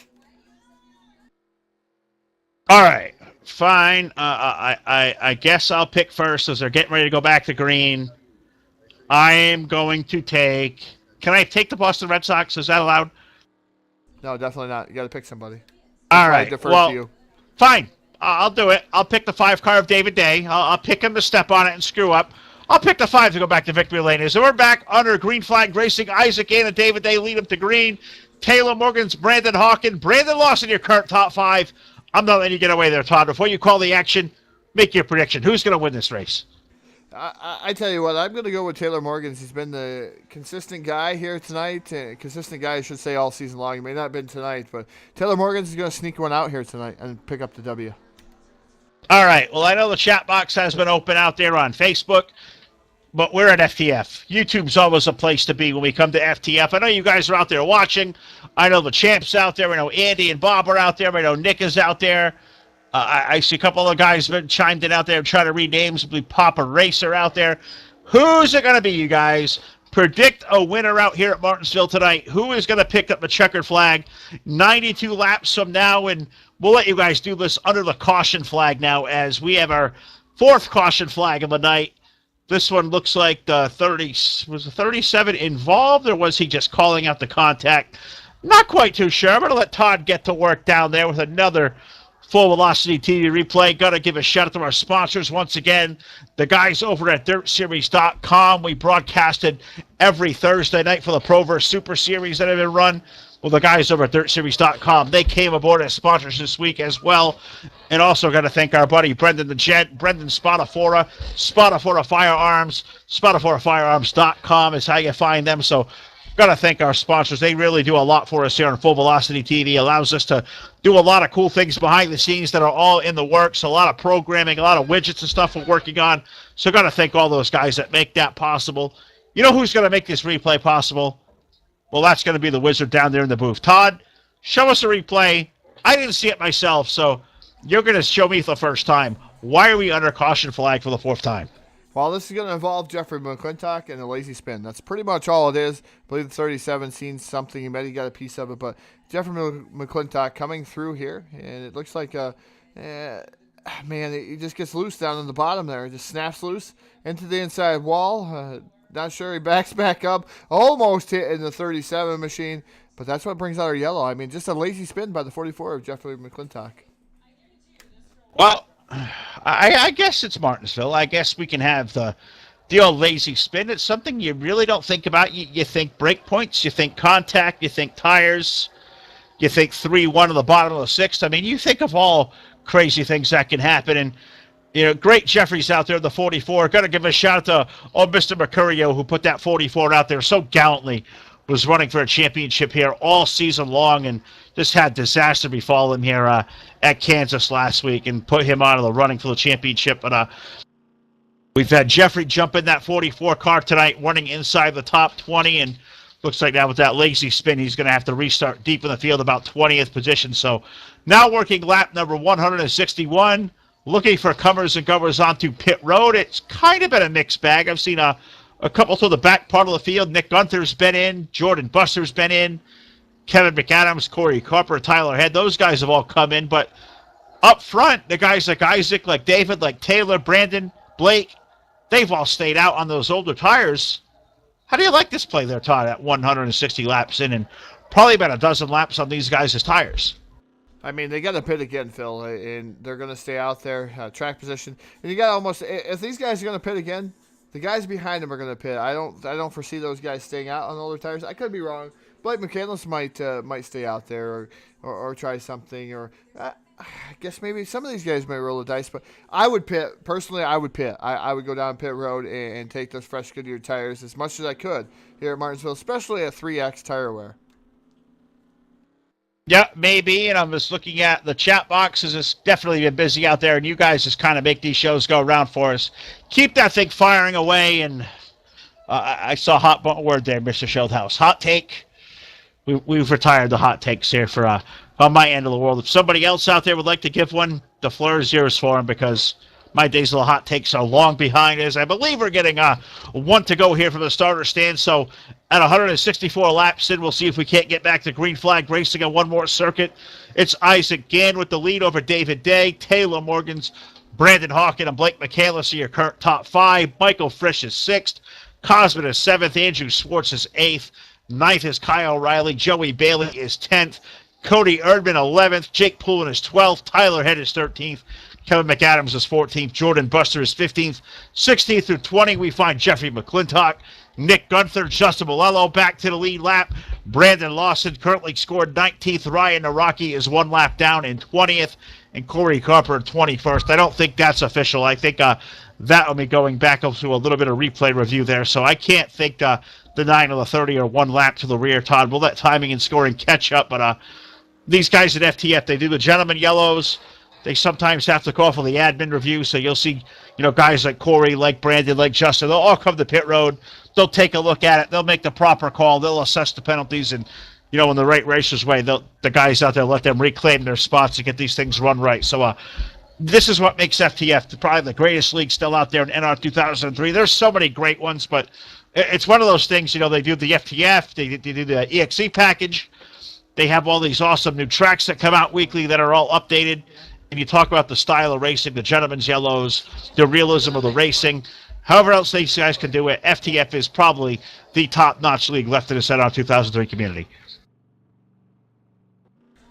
I have to agree with you there, Phil. These guys, it looks like the admin's starting to come off of pit road. They're going to get their positions back there, and hopefully the 1 lap down and 2 lap downs will go away for those guys. Indeed, they will. A little bit of a lengthy stay on pit road. Not sure what else was involved in that one, Phil, tonight. Is like you said, the only caution I seen out there was that solo spin all by his lonesome, but there might have been something else out there after that yellow flag came out. I am not 100% positive. Maybe you could find out. Well, what I'm seeing, because I do get the driver chat, from these guys that go back and forth as far as text chat goes, and, it sounds like it may have been a miscommunication. An admin called out a caution, so the top car after the 44, spun around. The way the second car reacted like there was contact there. Well, maybe there wasn't contact. It may have been premature, but, yeah, it looks like that there's a yellow for the safe, safe, better than sorry at this point, I think, is how they saw one car around mid-pack. There's no sense of letting these guys all stack in some more, create some more contact. So that's what these guys are doing out there now under an extended caution flag, but seeing the admins put themselves back onto the lead lap or where they're supposed to be scored. We're seeing, reports, so maybe some moisture out there as these guys getting all sprinkled out there. So we're all trying to have fun up here as we let this thing go on, but this one, it looks like, Todd, you do gentlemen's caution. Sometimes you make that mistake. It looks like when 2 cars make contact. With this one, the 44, a lazy spin, but for where they were in the driver's seat, that's tough to call. Yeah, definitely tough to call there, and these guys are restacked. They're repacked, ready to, I believe, go back to green flag racing here in Martinsville once again. As they head to the restart zone, looks like they're going to go another lap for these guys. So another lap, trying to get the timing and scoring correct before they do send these guys. And Isaac Gann and David Day playing around with each other here up front. The 36 of Taylor Morgans, and you got the 25 of Brandon Hawken, Brandon Lawson, and Blake McCandless. Those are your front 3 rows there. And see what's going to happen when they go back to green flag racing. We're on the back straightaway. Hopefully this time we get the call to go back to green flag racing. Well, I haven't heard it yet, but sometimes I don't hear the calls to those greens. So we'll have to see. Isaac Gann, David Day, they are double file as they work their way off of turn number 4. So we'll have to see is, with these guys, are they going to stop on that loud pedal? They need another lap to do so. They work to the restart zone. They are on the gas. Green flag back in the air. 170 laps in of 250 are back under green. Isaac Gann leads David Day off of turn 2. Yeah, Isaac Gann leading David Day down the back straightaway here into turn number 3. Taylor Morgans peeks down to the inside. Thinks better of it. Drifts back in behind the number 5 of David Day. Meanwhile, nice battle going on for that 4th spot. The number 9 of Brandon Lawson moves on the inside of the 25 machine of Brandon Hawken. The Brandon show here on Full Velocity TV. Brandon Lawson gets the better of it. Brandon Hawken drops back to 5th here. And number 25 machine. Here comes Michael Frischkin at 01. He's down to the inside of Blake McCandless. Side by side coming off the corner. Side by side there for that 6th spot. Give Frisch that inside position. He makes his way around McCandless. See if he can't make something happen up front. But Blake can't get back in line. Here comes Kyle Rowley's 43 to the inside. Kyle Rowley trying to make a late race push. That's good race there for 7th. Blake gonna dive in deep there. Maybe a little bit of contact as he takes the nose away for the 43. Kyle's gonna slide on by. That is good hard racing here at Martinsville. Yeah, Blake McCandless able to get back in line. Here comes Cosman down to the bottom in that number 24 machine. He's trying to make something happen. He's trying to get around McCandless. Yellow flag going to fly once again here, Phil. Yellow flag on the speedway for the 5th time here tonight, and I believe this one may have involved the 53 car of Justin Malello. I believe he involved there as trying to see where there anybody else that may have been involved, but this one may be a quick one there, Todd. Is a 53 car of Justin Malello. He's definitely involved in this caution flag.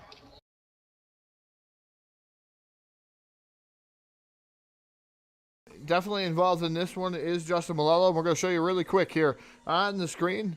Malello has been sent through the corner here, full send here by the 44 machine, taking Justin Malello around here in the knot. Malello pounds that outside wall, but the 44 of Jeffrey McClintock sends the 53 around, and it looks like Malello going to get fired back up and get going. But again, the 44 makes contact with the 53. The 53 goes around.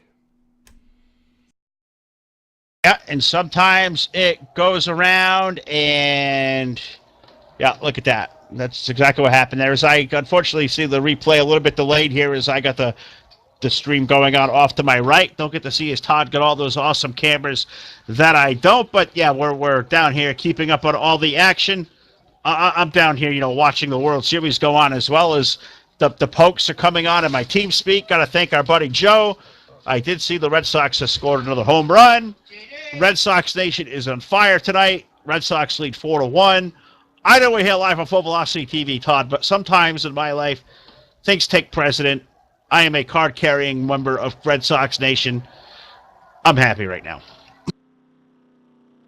Well, that's a good one there for you, Phil. I really have never got into the baseball side of things. I think when I was a young and back when TBS was doing the Atlanta Braves, I liked the Atlanta Braves, but I actually became a New York Mets fan for some odd reason because I didn't want to be a Yankees fan.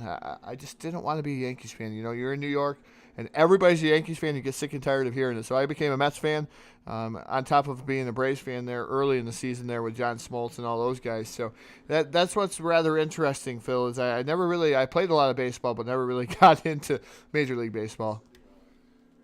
Well, it's a passion of mine I've had for a long time. Anybody knows me, it's definitely number one in my book, and you get the hometown team playing tonight in the World Series and what could be a championship clinching game, a 4-1 lead on the top of the 7th, and yeah, I am completely ecstatic up here as I glance off to my left and take in some of the action here, but we turn our attention back to the Martinsville Speedway here, starting to run down on laps, 177 of 250 that make up the Polyphony Digital 250 tonight here from the Martinsville Speedway. It's been an awesome race. We saw David Day go out there and win 2 stages. We've seen guys like Kevin McAdams out there leading laps, and now Isaac Gann for the second half of this race has certainly been the strongest car in, but anything can happen as we have 72 laps remaining here, so we still got at least one more stop left to make. We got a lot of racing left to go.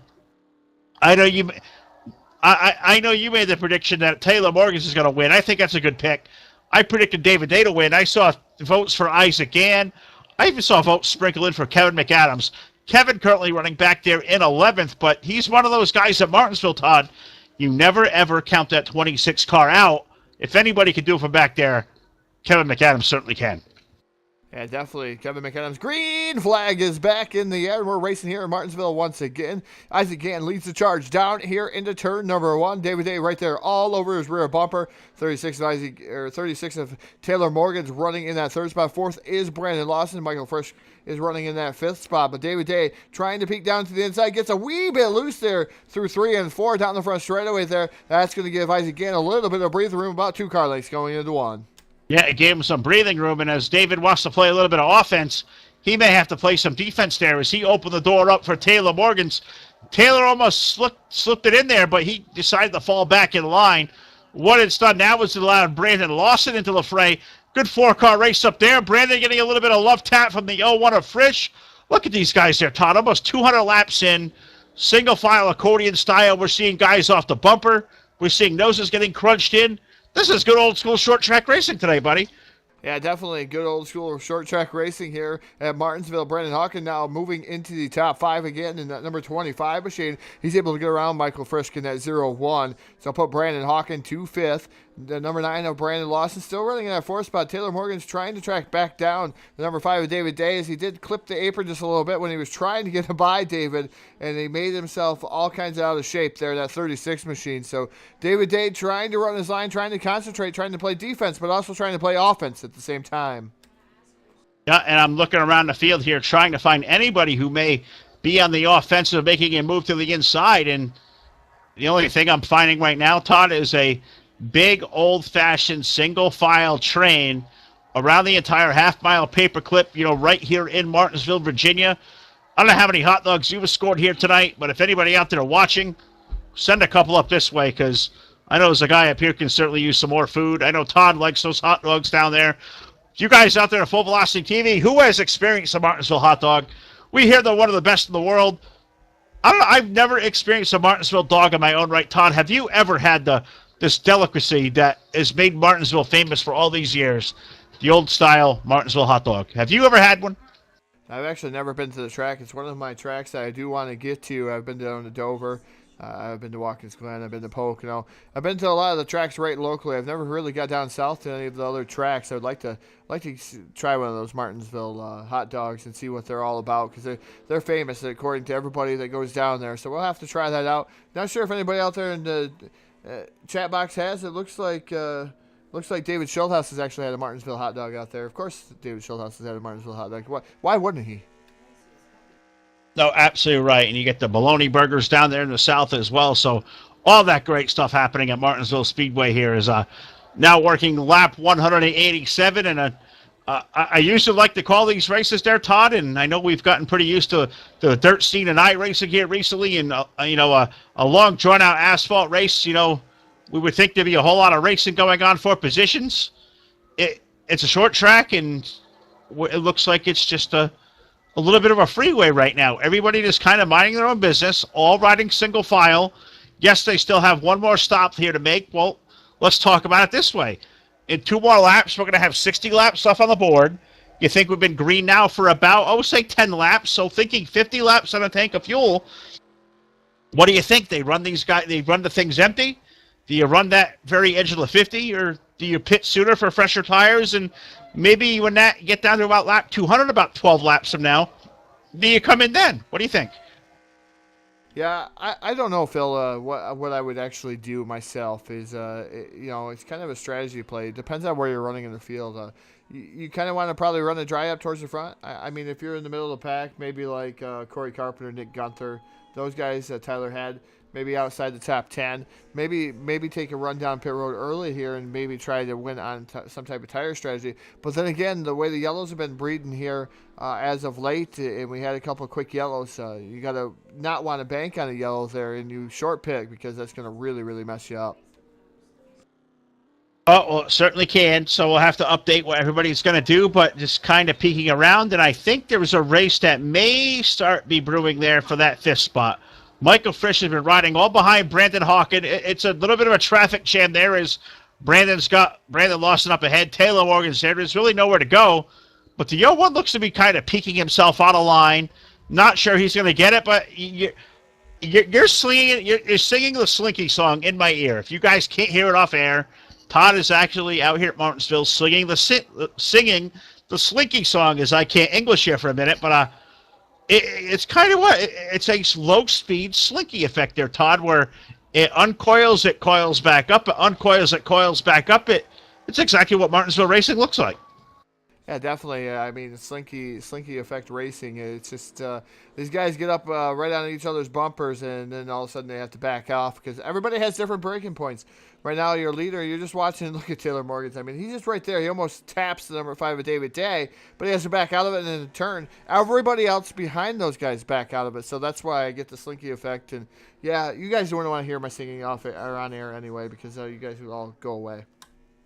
Well, I'll take the Slinky song over the Baby Shark song any day, Todd. So why don't you keep the singing to a minimum here tonight, as I need all the intellect that we can get from you down there in the booth as far as what your broadcasting acumen is. So we're getting down here. We're 196 laps in, and we can update, off that most recent caution flag, Jeffrey McClintock's number 44 car behind the wall, and that's going to leave 20 drivers even to the racetrack, all of them left on a lead lap. So as we approach lap 200, let's see if we can't do another quick full field rundown, sponsored by Spadafora Firearms. Our race leader is Isaac Gannon, number 34.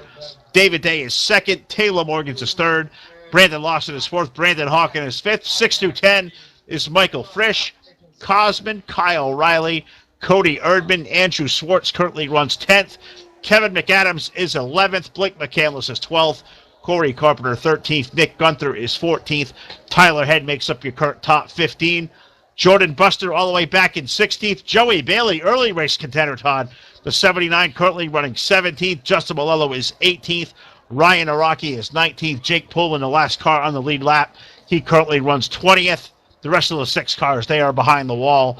Those include Chris Wetz, Jeffrey McClintock, Arnold Columbia, Zachary Stoltz, Philip Parker, and Chris Barnes. So next time around, we'll have an even 200 on the board. There'll be 50 more laps here at the Martinsville Speedway. The question is, Todd, can anybody outdo Isaac Gann, who has worked his way up to the front from a starting spot that was outside the top 10 here about an hour and a half ago? Can David Day pick up the nightly sweep here? He won stage 1 and stage 2. Or can say Brandon Lawson, who currently runs third, can he sneak in there?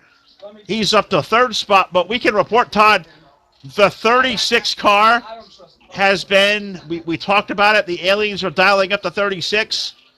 It looks like we've had mechanical failure.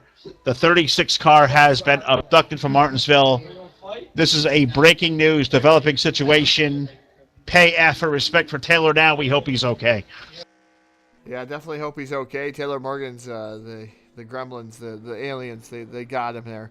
The 36 is now, he's fallen many laps down here and having a good run there in third place. And that's another black cloud for me there, Phil, as I picked Taylor Morgan's and bad things happen. I again apologize, Taylor. I feel so freaking bad right now that you've been abducted by aliens, and hopefully you'll be able to make your way back here. Maybe not to Martinsville, maybe back next week, but the 34 of Isaac Gann continues to lead this event. David Day is second, but that gives the third spot there to Brandon Lawson. Yep, Brandon Lawson now up to third. The issue is there is the 36 car. Anytime somebody has those connection issues, Todd, and we've all seen it a billion times out there running this old sim, you're saying you're Brandon Lawson, you're Brandon Hawken. You see that guy blinking, you crack off the throttle, you kind of, make room, because how many times has that guy who disappeared come back right on your windshield, and, you guys have wrecked in a big way.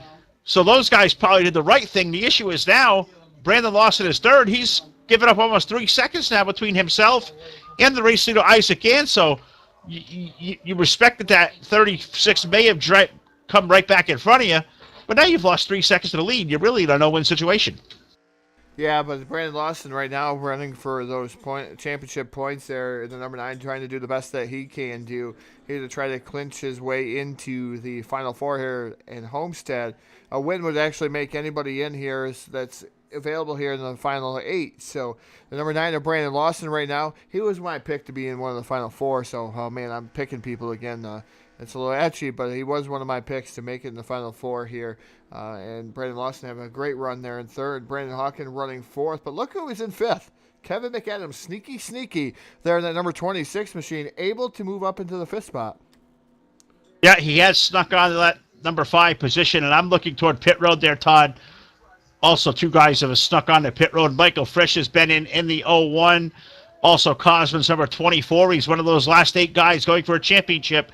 He's been on pit road. The 67 of Andrew Swartz now on pit road. And now we get a battle for the third spot between Brandon Hawken and Brandon Lawson. The Brandon and Brandon show, well, they're at it once again. We have said this for, feel like 100 times these last couple of weeks. Hawken down low, Lawson up high. They're in turn 3. Yeah, Hawken hard onto the brakes coming down here into the corner. Looks like McAdams going to be able to follow suit here. And, man, they get wicked loose off the corner. But it looks like the 25 of Brandon Hawken going to take over that third spot. Fourth right now is going to be Kevin McAdams. Here comes Blake McCandless. McCandless right now in that 166 machine trying to peek down to the bottom here of Brandon Lawson. Man, 26 of Kevin McAdams hard on the binders there right behind the 25 machine of Brandon Hawken. But good battle going on here again for that fifth spot is Brandon Lawson right now. He's coming down pit road. He's had enough of it. He's getting 4 fresh Goodyear Eagles. Yeah, we'll follow along with that pink DC Solar Dodge there, the number 9 car of Brandon Lawson. I just didn't see Kyle Riley roll us past us here on pit road. Jake Poulin has been in. Now you locate that number 9 of Brandon Lawson pitting out of that third spot. Right side tires on that Dodge. A quick right side tire change there. They'll swing to the left side, so going to be a 4-tire pit stop at lap 212. The tires are on, fuel is in. Brandon Lawson, he'll rejoin the race. He's down and away. Kind of early for these guys to come on to pit road, Todd. I wonder how he'll cycle out when this thing kind of all comes back around. Definitely, Phil, as we are looking through here, and I see Taylor Morgan's made his way back here, 7 laps down, though. The aliens have released him, so Taylor Morgan's is back to Martinsville here. But 7 laps down in 20th, Phil. Because now we're on the 34 of Isaac Gann. He was your current race leader. He's coming down pit road now. He is coming on pit road. The 5 car of David Day pitted out of position number 2. 4 tires on that number 5 machine. He's going to rejoin the race, and I'll run down here and wait on the 34 car of Isaac Gann. He's going to come down toward the pit lane. 40 miles per hour the pit speed at Martinsville here tonight. It is a long, sweeping pit road. Isaac going to pit all the way down here toward the exit of turn number 2. He is on the sign. Right side tires are up on the 34. They're going to a little bit slow there on the right front tire. They're having a little struggle there. They'll get that down. They'll swing to the left side. Left side tires are going to go into the air. Isaac is a frustrated race car driver, pounding on the steering wheel. The left sides are down. He is back in the way. Also can report with 26 of McAdams. He has also come in for 4 tires. He's back on the track. Yeah, Kevin McAdams has come back, and now the 34 of Isaac Gann able to go out there in front of the 5 of David Day once again.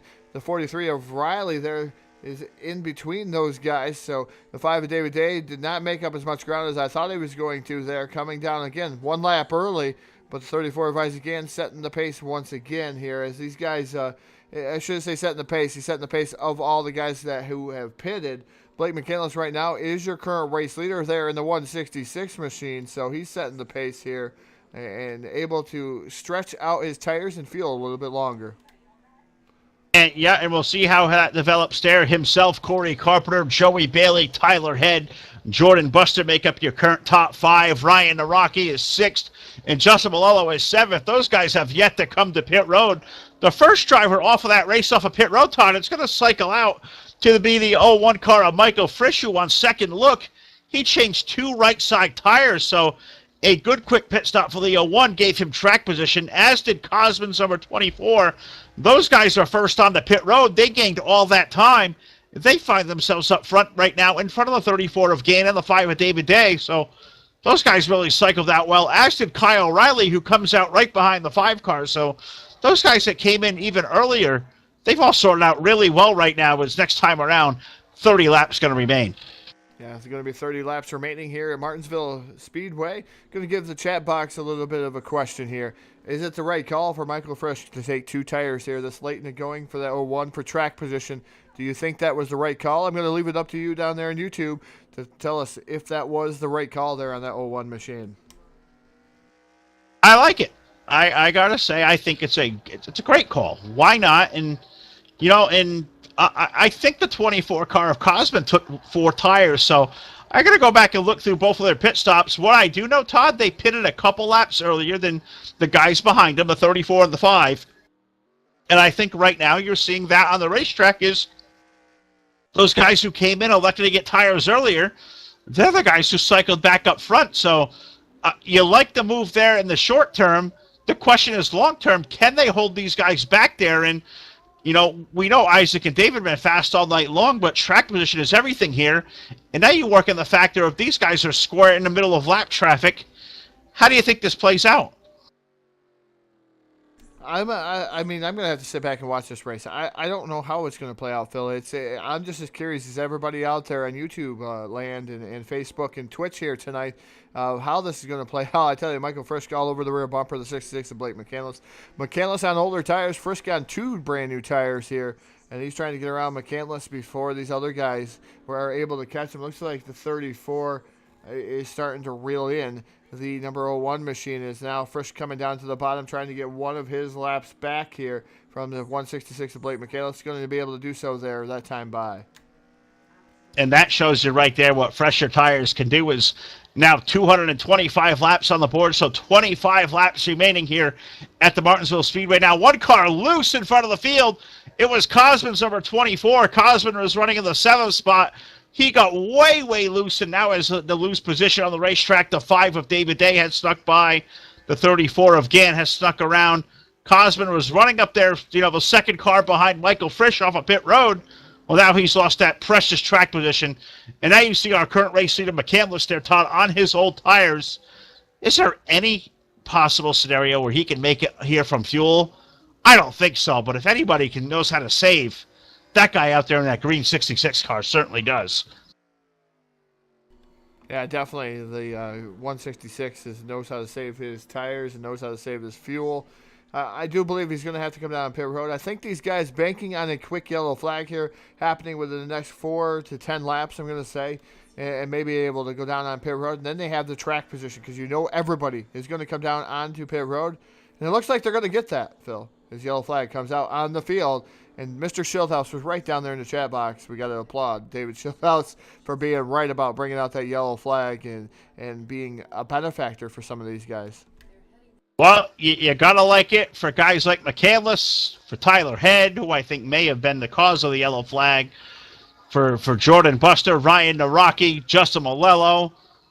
Those guys, Todd, may feel a new lease on life as they may, find themselves back onto the lead lap. The issue is they come to pit road, you got to expect guys like Frisch, like Gann, like Day, like Riley, even like Brandon Lawson, Brandon Hawken, also on and so forth, Kevin McAdams in that mix. Those guys probably all take the wave around, so it's feast or famine for the guys who are going to come in late.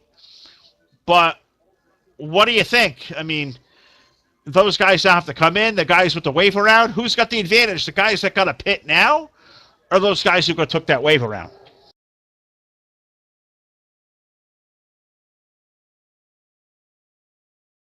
And we'll wait on that. There you go, Todd. Take it there. It's got the replay ready. Well, we're going to wait and see. We have a replay here ready, and it looks like Nick Gunther and Tyler Head here, and Nick Gunther goes around. So Nick Gunther coming down here, and Tyler Head makes slight contact, and Nick Gunther nails the inside wall there with a 10 machine. He's able to keep it going, though, and then he respins it back out. He hits the apron, sits down there at the bottom of the track. He is a hazard, and Justin Malello comes through, and then yellow flag indeed comes out. It's Gunther trying to get it going here, but having all kinds of trouble as now he's righted and going the right direction. That brings out the yellow flag here with less than 20 laps to go now. Less than 20. Who do you think's got to be more excited for the caution flag there, Todd? Is anybody going to be more elated than those guys up front like McCandless, like Naraki? Are they super, super excited to get this late race caution flag and not only get to, use their track position, but they're also going to have 4 fresh tires versus all these guys that have all now taken the wave around that I think is going to unofficially put 18 drivers back on the lead lap. So it's going to be a show watching those guys in the back try to drive their way to the front. But for guys like McCandless who, have fresh tires, Cosman's going to have fresh rubber, Naraki, Malello, Buster, Tyler Head, those guys are all going to have freshies. Who's got the advantage? Who do you like? Those faster cars that are still back, outside that top 5. Well, right now I like the guys that have these fresh tires. The guys that went around, they had to go around the pace car here, and they're going to take the free pass here. I mean, it's going to be difficult, but there's going to be another yellow flag, I do believe, and you'll see those guys get fresh tires. Drama and implications, they're not over here. David Schildhaus would be up here talking about that as an announcer. I tell you, it's not over yet. These guys, they're going to fight tooth and nail here, and it's going to get interesting. Well, and I think timing and scoring, Todd, as you have it, I believe when the yellow flag came out, McCandless may have let the 34, the 5, and the 01 around them. So those guys, are all back on the lead lap, and all may so have equal tires. So we get about 17 laps remaining of this thing as we're coming off of turn number 4. We're going to be coming to the restart. Now a late call off from race officials, so one more time around. It's going to kind of set the stage a little bit more here as getting everybody, properly aligned, the wave around cars, putting it back in the right place. So, now you see the fastest cars in all of Martinsville here tonight, the 34 and the 5. They're going to restart on the front row. You got to think now with a little less than 20 laps left. All bets are off. The gloves are coming off. Is it going to be a slugfest? Oh, this is where we're going to start seeing the bump and run. This is where we're going to see the most contact here. The last 20 laps, like I said, underneath 20 to go here. Waiting for these guys to get the green flag once again. Isaac Gann and David Day, your front row. They're in the restart zone. Green flag is in the air here at Martinsville. We are racing down into turn one, leading the charge. Nobody leading the charge here. They're still side by side. Gann on the bottom. David Day on the top shelf of the speedway. The 166 of Blake McCandless. And Michael Frisch fighting tooth and nail here. They're 2 by 2 coming down here into corner number 3. Justin Malolo into the fray. He's in 5th right now. David Day, contact. More contact there. He's able to hold on to it, but that leaves the door wide open for the 66 machine, 166 of McCandless. Here comes Justin Malolo. Day all kinds out of shape. He's getting wicked loose in that number 5 machine. And that 53 of Malello, he is driving his ass off right now. I will put it straight up like that. He got a great restart. Restart on the outside lane, and as soon as he had that clear spot on the inside, he took it. And then he saw these guys start getting together. Frisch had the lift. The 53 shoved it in there. And he's not only around the 01 of Frisch, but around the 5 of David Day. Justin Malello, Todd, who has been off the lead lap most of the race, has really had a struggle since the opening 40 laps. Can Justin Malello pull the upset here? If he could do that and punch his ticket to Homestead, you got to think that post-race show in Victory Lane, man, that would be a party. But we still have 12 laps remaining here next time around. Isaac Gann leads Blake McCandless. Those two guys are going at it pretty good as they hit turn 3. They're definitely going at it as they hit turn number 3. David Day slipping through the field, and it looks like everybody abusing David Day here tonight as he's stuck up on the top side. Cosman taking a piece out of David Day. Day drifts all the way back there behind the number 64, Tyler Head. So he's all the way back to 8th in that number 5 machine. Tough break for David Day is now he's relegated back there. He's going to have to try to show what he can do from the middle portion of the pack here. But the 53 of Justin Malello running in 3rd, having a great run now. Like you said, he's been many laps. He's been a lap down here pretty much all night. He's got a little bit different braking point. Gets a tad bit loose coming off the corner there. The 01 of Michael Frisch is running in that 4th spot. Look at Cosman up to 5th there in the number 24. Cosman's really done it solidly quiet here tonight. But that Speed Inc. number 24 currently up in the top 5, having a terrific run up there. But was watching the line up front as we're under 10 laps remaining. So this one's going to get interesting really quick as Isaac Gann leads Blake McCandless. Isaac, God, the guy is so smooth. He's so good at doing what he does, at holding his line and being clean.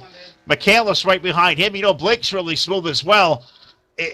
Is Blake going to, have to push the envelope to make Isaac make the mistake? Because Isaac, we've seen this so many times before. He's just so dang good.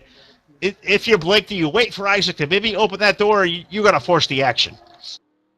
No, you're going to have to wait for him to open the door just a little bit there, and probably in the last couple laps, you're going to see them force that action. It looks like the 53, Justin Malello, able to hold on to that 3rd spot. I've been watching this. It looks like yellow flag going to fly once again there, Phil, and we're going to be under yellow again here, this time under 10 laps to go.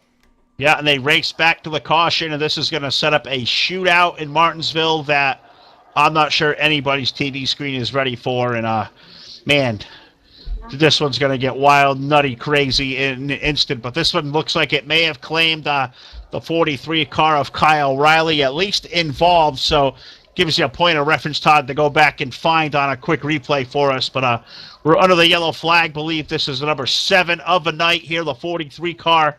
Once again, claiming involved. So I'm not sure where this one started. Not sure who started it. Not sure if the 43 was the right claim. The 25 of Hawken also now saying it's involved. So I'm going to stop talking about who may be involved. I want to see what happened out there, Todd, as we're down to the late in the going here with under 10 laps remaining in a late race caution. Really changed the complexion of this thing. Yeah, definitely. And I have to go back just a little bit further than what happened here. And we're going to look at Kyle Riley here. Gets a tad bit loose. He might have had a little bit of a tap there from the 25 of Brandon Hawken. He gathers it back up. Still kind of loose. They go 3 wide down the back straightaway here as you're going to watch Brandon Hawken come down underneath. And there is no room for the 43 or the 25. Hawken drifts him up here. He does his best job of trying to drift around the track here, does Kyle Riley. But it looks like, I'm going to leave this out to the YouTube chat box. You guys can make the call here. Was the 25 right for what he was doing here coming down into the corner? Was Kyle O'Reilly having this position? We're going to let this be out to the YouTube chat box, even Twitch or even Facebook. Anybody that's watching us here tonight, was it Kyle O'Reilly's fault? Was it the 25's fault? Pressing minds want to know. Man, I'm not even sure I want to make that call there. That one's tough. Know what that is, Todd? That is Martinsville Racing with under 10 laps remaining. I'm not sure if I was a 25 car that I would have did anything differently. And Kyle O'Reilly, it sucks for certain, but looks like he may be just a victim of circumstance there as he gets put in the outside wall. He's going to be outside the top 15 now. Kyle, one of those 8 drivers that are racing for a championship here, and I'm going to be very curious to hear how the point standings are going to sit when we get to the post-race show here in what is going to be in a very, very brief while, as we're under 5 laps remaining now. We are crawling, and I mean, look at the pace these guys are out there. I think 15 to 20 miles per hour, saving all a bit of daylight they can do, saving the amount of green flag laps they can do, looking at the yellow flag, assessing correct penalties. What more can you say right now, Todd? It's slow. You know what has not been slow? Full Velocity TV has not been slow. We have been busy so much here often. You got to go back through our archives, either on Facebook or on YouTube, where it's all kind of there. We've been so jam-packed busy. We're thrilled for that. We've done a whole lot in the iRacing dirt community, where Full Velocity TV has exploded these last couple of weeks. We're also out here at FTF. We've been at Hobo Racing. We've been at TDR. We've been doing a lot of great stuff. We would love to do more. Get a hold of us now at Full Velocity TV here by contacting us through our Facebook page or dropping us an old school email at fullvelocitytv@gmail.com. We'd like to showcase all the great racing got going on. We're going to go back to AS Racing 2K3 next week. Visit with David Shin, Gary Mingus, and all those guys over there next Saturday night. But we're here tonight at FTF, Todd. We got a restart coming with 4 laps remaining at Martinsville. Isaac And, Blake McCandless, Justin Malello, Michael Frisch. Is it going to be in the top 4, or is this winner going to come from outside the top 4? Are you ready? I'm ready. Let's do this thing. Green flag back in the air, and these guys up through the gearbox rather quickly. Watching that battle for that 3rd spot already. Malello on the bottom, though. One to Michael Frisch up top. Malello gets loose. He's out of shape. He gathers it back up. But there, he loses a spot to Michael Frisch. Here comes a battle for the lead here. The 34 of Isaac Gann has the top spot. Blake McCandless all over the rear bumper of Isaac Gann down the front straightaway. Yeah, McCandless has to fall back in line, waiting for that mistake. He's going to try to ride on the tire tracks. Here comes Frisch in the 01. He's to the side of McCandless. Can he get the running room there as they head toward turn number 3? He's got positional, maybe a little bit of contact, sends a 66 up the hill. Michael Frisch maybe move him up to P2 now, Todd.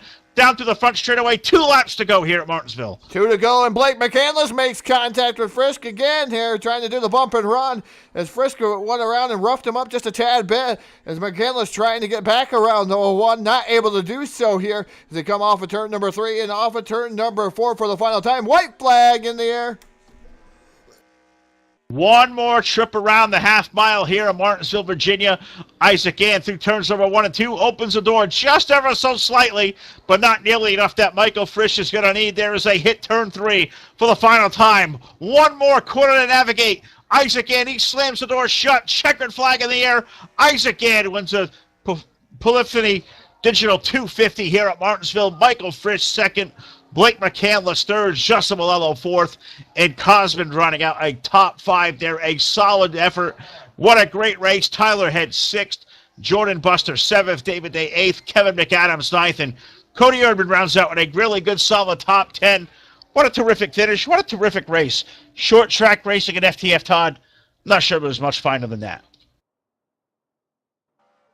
No, definitely a good race there. Like you said, Isaac Gann having a good race there with Michael Frisch at the end. Isaac Gann lighting it up here on the front straightaway, doing his victory celebration here. It was very short-lived there for the number 34 machine, but we're going to visit him down in Victory Lane.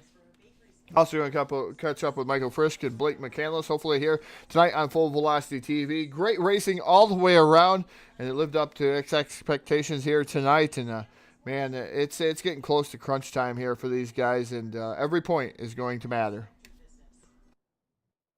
Well, it certainly is going to matter there, and this one's going to be great down there in the post-race show.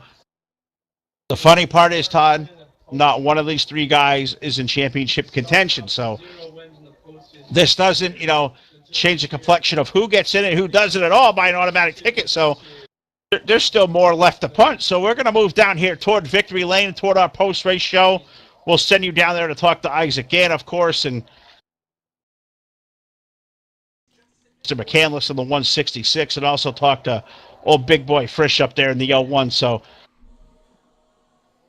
give me a brief second here as I'm chasing all through this really, really great size team speak over the Sim Racing Association. And I think I found him. There he is, all the way down to the True North room. We find Micah Frisch all the way down there. So we'll bring him up toward the waiting room. We'll move toward the post-race show, and take me a minute here as I direct traffic. So let's run down here now. I think I've got them all ready.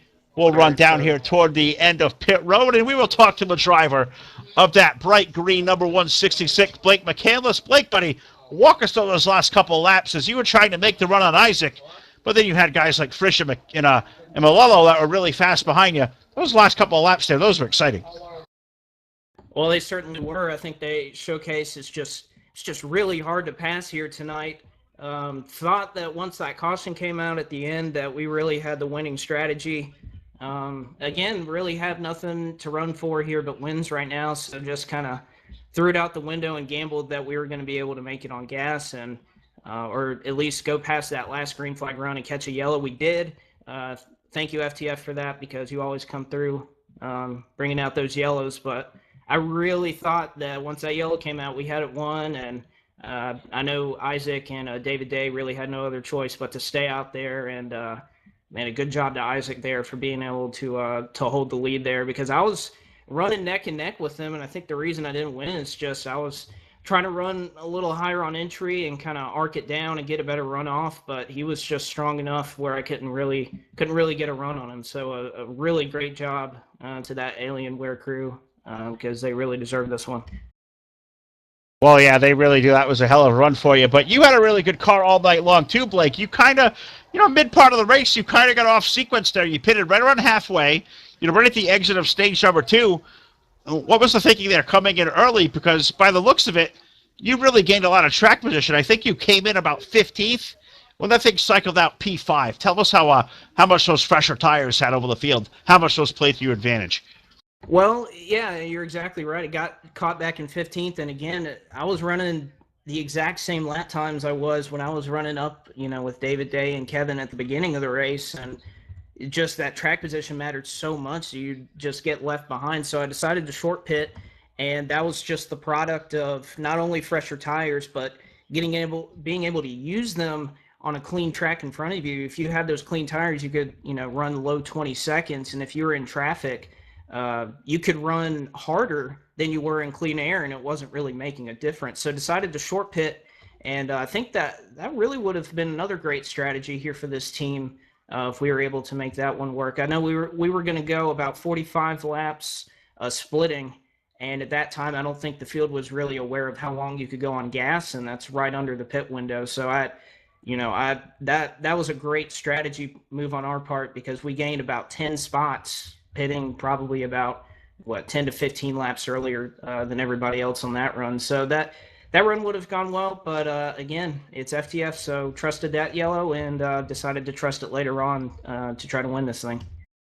Well, Blake, you gave it one hell of an effort, finishing up at the third spot here tonight.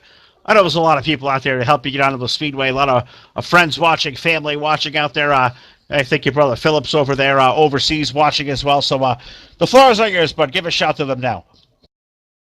Well, got to thank everybody that puts this thing on, whether it's the admin staff here at FTF or you guys here at Full Velocity TV, making sure this thing runs smooth and puts a great show out there for the fans. See, we got a good crowd out there watching tonight, so really happy to see that. And just thanks to Isaac, we've been working or at least kind of chatting the last couple weeks, and it's been really fun to run with him. I know he's a better driver than me, so it's good to learn from people that are better than, and obviously to be challenged like we saw tonight. So thanks to them. Thanks to David Day. We ran at TDR earlier tonight, had a great time.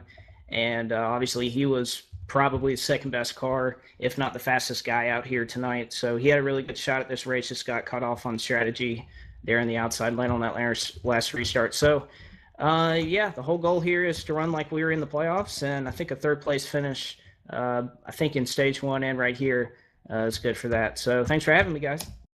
All right, well, that's Blake McCandless. He brings the 166 car home with a very, very solid, and, they knew he was here tonight. Really good P3, so we'll let Blake get going back to his crew. I'm going to run a little bit down here. We find there's a party down here around this 01 car. We find Michael Frisch down here. Michael, buddy, second place finish here. We find you on the podium once again.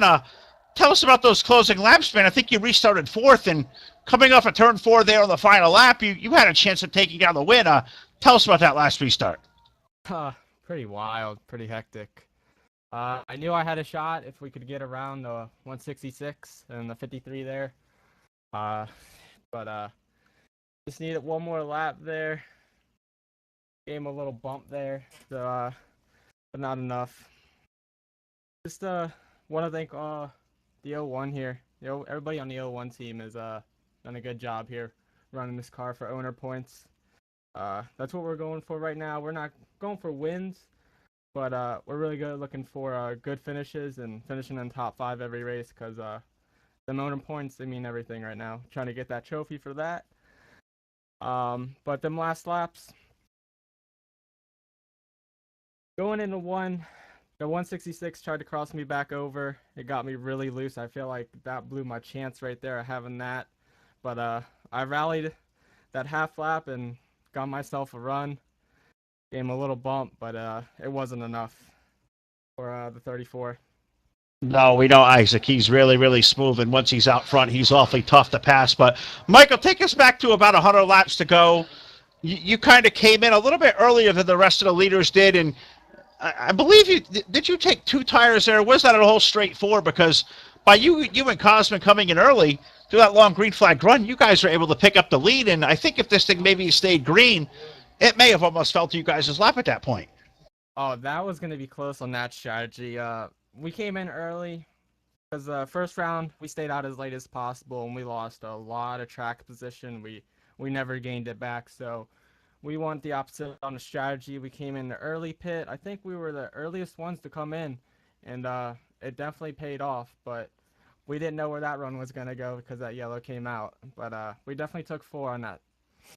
Well, I didn't think I was seeing things, but you guys got out there so fast, and it just shows how the new tires going to get early kind of played out here tonight. Saw you and Cosma do it. We saw Blake do it. So really showed how tough this place was to pass and how really key that fresh rubber was. But, Michael, buddy, congratulations. A good second-place finish. Know that 01 car. It's heavy hitter here every week, running for a points championship, running for an owner's championship. But if you got any friends or family, sponsors, any thank yous got out there, we've had a great crowd on YouTube Live, Facebook Live, Twitch TV. So I'm going to give you the microphone one more time. Salute them all now. There's been a great crowd out there watching. I just want to thank my boys in Clout. They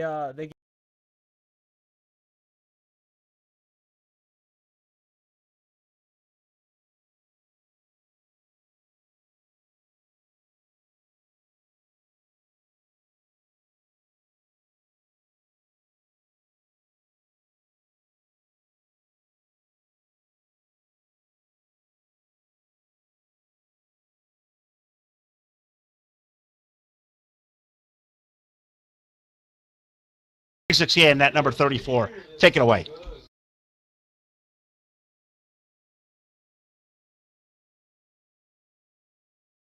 On a second. Down here, Victory Lane. Got to turn the microphone on here with Isaac Gann picking up the win here. Isaac, I tell you what, early in the going, you rode behind David Day. David Day was dominant here, won the first 2 stages. You're about equally as quick. You guys had about identical cars there. But on the longer green flag run, you seemed to eat them up just a little bit there in that 34 machine. Tell us about how your strategy played into your hands tonight to be able to bring home this victory tonight. Yeah, I mean, Martinsville's kind of it's kind of an interesting gig. I mean, I knew David is extremely fast at this track and, most short tracks. And I saw him, I had a bad qualifying effort, and so I kind of had to work my way up through the field. And I just kind of bided my time. I knew it was a long race. And I just kind of did my normal thing. I knew David was, I saw him, once I got into second there with, a lap 100 or around there, I saw him driving really aggressively up front and really sliding it off the corners a lot. And I just I don't like to play that kind of game, and I was just it was it takes a lot of discipline to just keep driving straight and smooth, and because when you put it on the edge like that, it's very easy to end your race. So I was just trying to keep it straight, smooth, keep the tires on it, and I figured eventually I'd reel him in over time, and that's what I did. And then I kind of did the same thing when I was out front. I just tried to I tried to keep him behind me, but save as much as I could while keeping him behind me. And then once I remember I looked at my F5 and with like 50 to go, and I saw my tires were all green. I was like, shoot, I might as well. All right, let's take off here. So yeah, I mean, it was a fun race. I wasn't sure I was going to be able to get it, especially when the 01 got into second. But yeah, it ended up good, and it was a lot of fun. Yeah, definitely a lot of fun for us to watch here on Full Velocity TV. Everybody out there commenting. I wanted to pick you there, Isaac, but the black cloud struck the 36 Taylor Morgans as I picked him. I was like, no, I'll leave Isaac alone here tonight. He's got a good piece here tonight. Able to take home the victory here in convincing fashion here towards the end of it. I know Michael Frischk had a good run going at you there at the end. I know you probably didn't want to see that yellow flag. It came out at the wrong time. Yeah, I mean, it was going to be, David and I felt like were the two best in the field. Taylor he got up there and he was pretty good too, and I think he would have had something to say about it if he wouldn't have had the issues that he did. But yeah, I mean, I didn't really want to see that caution when Blake was out front, and me and David were back there, and it was in the middle of the pit sequence.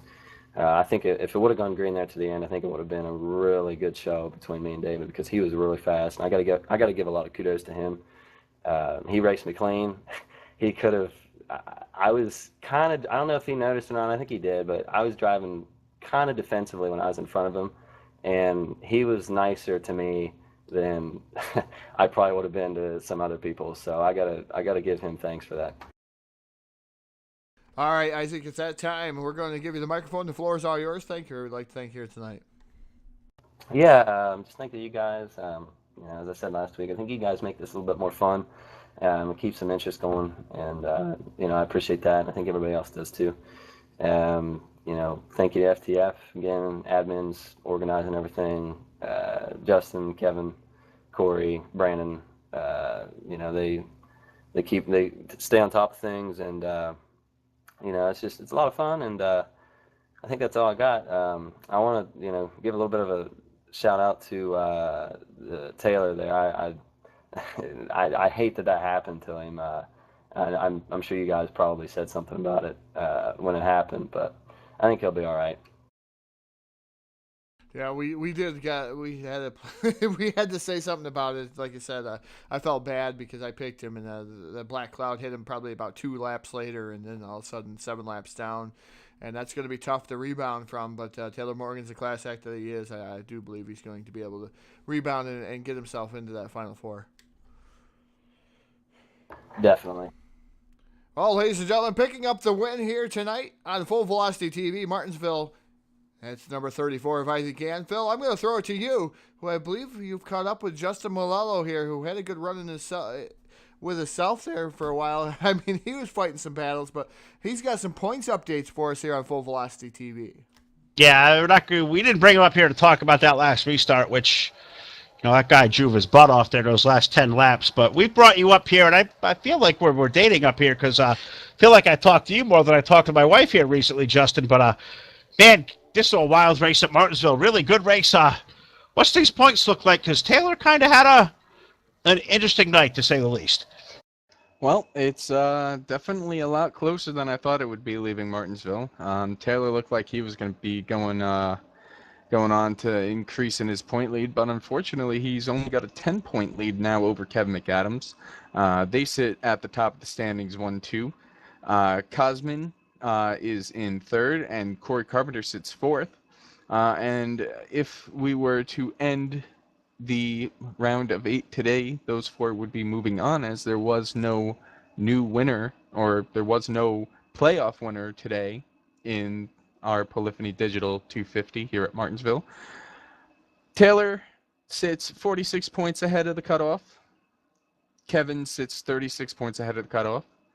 Then it gets close. Cosman only 14 points ahead of the cutoff, and Corey only 12 points ahead of the cutoff. The first person out is myself. I don't know how the hell I finished fourth, but I did. I got really lucky there at the end with that caution, but I am 12 points out. Brandon Lawson is 18 points out. Tyler Head is 19 points out. And Kyle Riley, currently last in the playoff standings, he is 24 points out. I don't know if you can get any closer than that. And now you leave, we talk about Talladega always being a crapshoot, but I always circle Martinsville into that scenario as well because, you talk about the big one that can ruin your night at Talladega. At Martinsville, it's a whole completely different thing. You could, ruin your tires. You could blow a transmission on pit road, and I think that Wets did early. I mean, just as many things that happen here that happen, maybe even just as quick as they do at Martinsville or at Talladega. They happen right here at Martinsville that way, and I really think that shows what's really turned this championship scenario upside down as we move toward another very high-speed racetrack next week in Texas. It's crazy. I mean, I know I'm not up here to talk about my race, but it's a great example. I was running 20th for most of that race, and somehow I ended up with a fourth because of the way that the cautions fell. It was everybody was just the cautions fell at certain times and screwed some people and helped some people, and it's crazy. Well, man, it is going to be a great time next week in Texas, 2 weeks in Phoenix. It is really going to get on because I think when you turn the scenarios up after nobody punching their automatic ticket here tonight, I think that takes the intensity level, not only next week in Texas, but especially 2 weeks at Phoenix. It really leaves this thing wide open at this point, especially with that margin there where it sounds like about 10 points separate third all the way back through eighth. So I think you got some crazy things coming to you at FTF, but, be ready for a ride because I think we're all about to take a really good one. Yeah, 10-4. Thanks, guys, for all that you do, and I can't wait to look forward to next weekend's race at Texas. Yeah, we do too. So we'll let Justin get back to it. No, he's got a bunch to do down there, but what an awesome night for the guys over at FTF. These guys really do an awesome job. Justin, Kevin, Corey, all the Brandon, they do such an awesome job. And you think about 250 laps of Martinsville, Todd, it really sounds like a big mountain. And this one tonight really went away with relatively little issue. Hats off to all these guys that showed up. It was a really, really terrific race. Definitely hats off to all these guys here at FTF and all the drivers that put on a fantastic show for everybody. Thanks everybody out there on YouTube, Facebook, and Twitch for tuning in. It's been a fantastic night, fantastic evening. Got a lot of great feedback out there in the YouTube chat box, even Facebook for that matter there, Phil. So those guys making some feedback, and can't wait to get back here to the dirt once again. That's going to be our next show. That's going to be Tuesday night. We're going to be over there live with VLR, Victory Lane Racing, and we're going to broadcast their Dirt Modified series, so cannot wait for that one either, Phil. I know there's a lot more coming up on the docket. I know we get to head back over to a couple other leagues here this evening. I know we have Wednesday night off, but there's some other leagues that are on our docket here this week. Well, yeah, of course, we're off Wednesday night, usually with DWR. But after the Jackpot Modified Series Tuesday night at VLR, Thursday we go back over to DirtSeries.com at the Knoxville Raceway. So two really, really good dirt tracks that coming up this week. Two really good dirt shows Tuesday and Thursday. We take Friday off, then we come back next weekend for a full weekend. We go over, back in NR 2003 over the weekend, we go over to AS Racing, which is ASRacingN2K3.net. Mr. David Shin, Gary Mingus, Daryl Pace, Ken Smith, and all the guys over there at ASR. Really looking forward to that one. The Larry Coles Memorial Race. Smoke passed away, unfortunately, a couple of weeks ago, and we're going to pay tribute to Larry Coles there coming up next Saturday night at the Michigan International Speedway. So that is going to be a great time. Then, of course, back here next Sunday night here over at FTF. And we can't forget Saturday night over at Har Motorsports. So we got a whole lot of stuff coming up here. The dirt, through the NR 2003 pavement. If you got to keep a track of it, guys, like I have to do, head over to our Facebook, Full Velocity TV. And, of course, you want to drop us an email, know what's going on there. Get us up at fullvelocitytv@gmail.com. So on behalf of all of us here You know, at Full Velocity TV, our graphics guy, Martin Karch, who does so much for us behind the scenes. Got to thank our sponsors, of course, Spotify Firearms and DirtSeries.com. My name is Phil Lacasse. For Todd Stanton, with I can wish you adieu. Have a great night, and let's go Red Sox. We'll talk to you soon.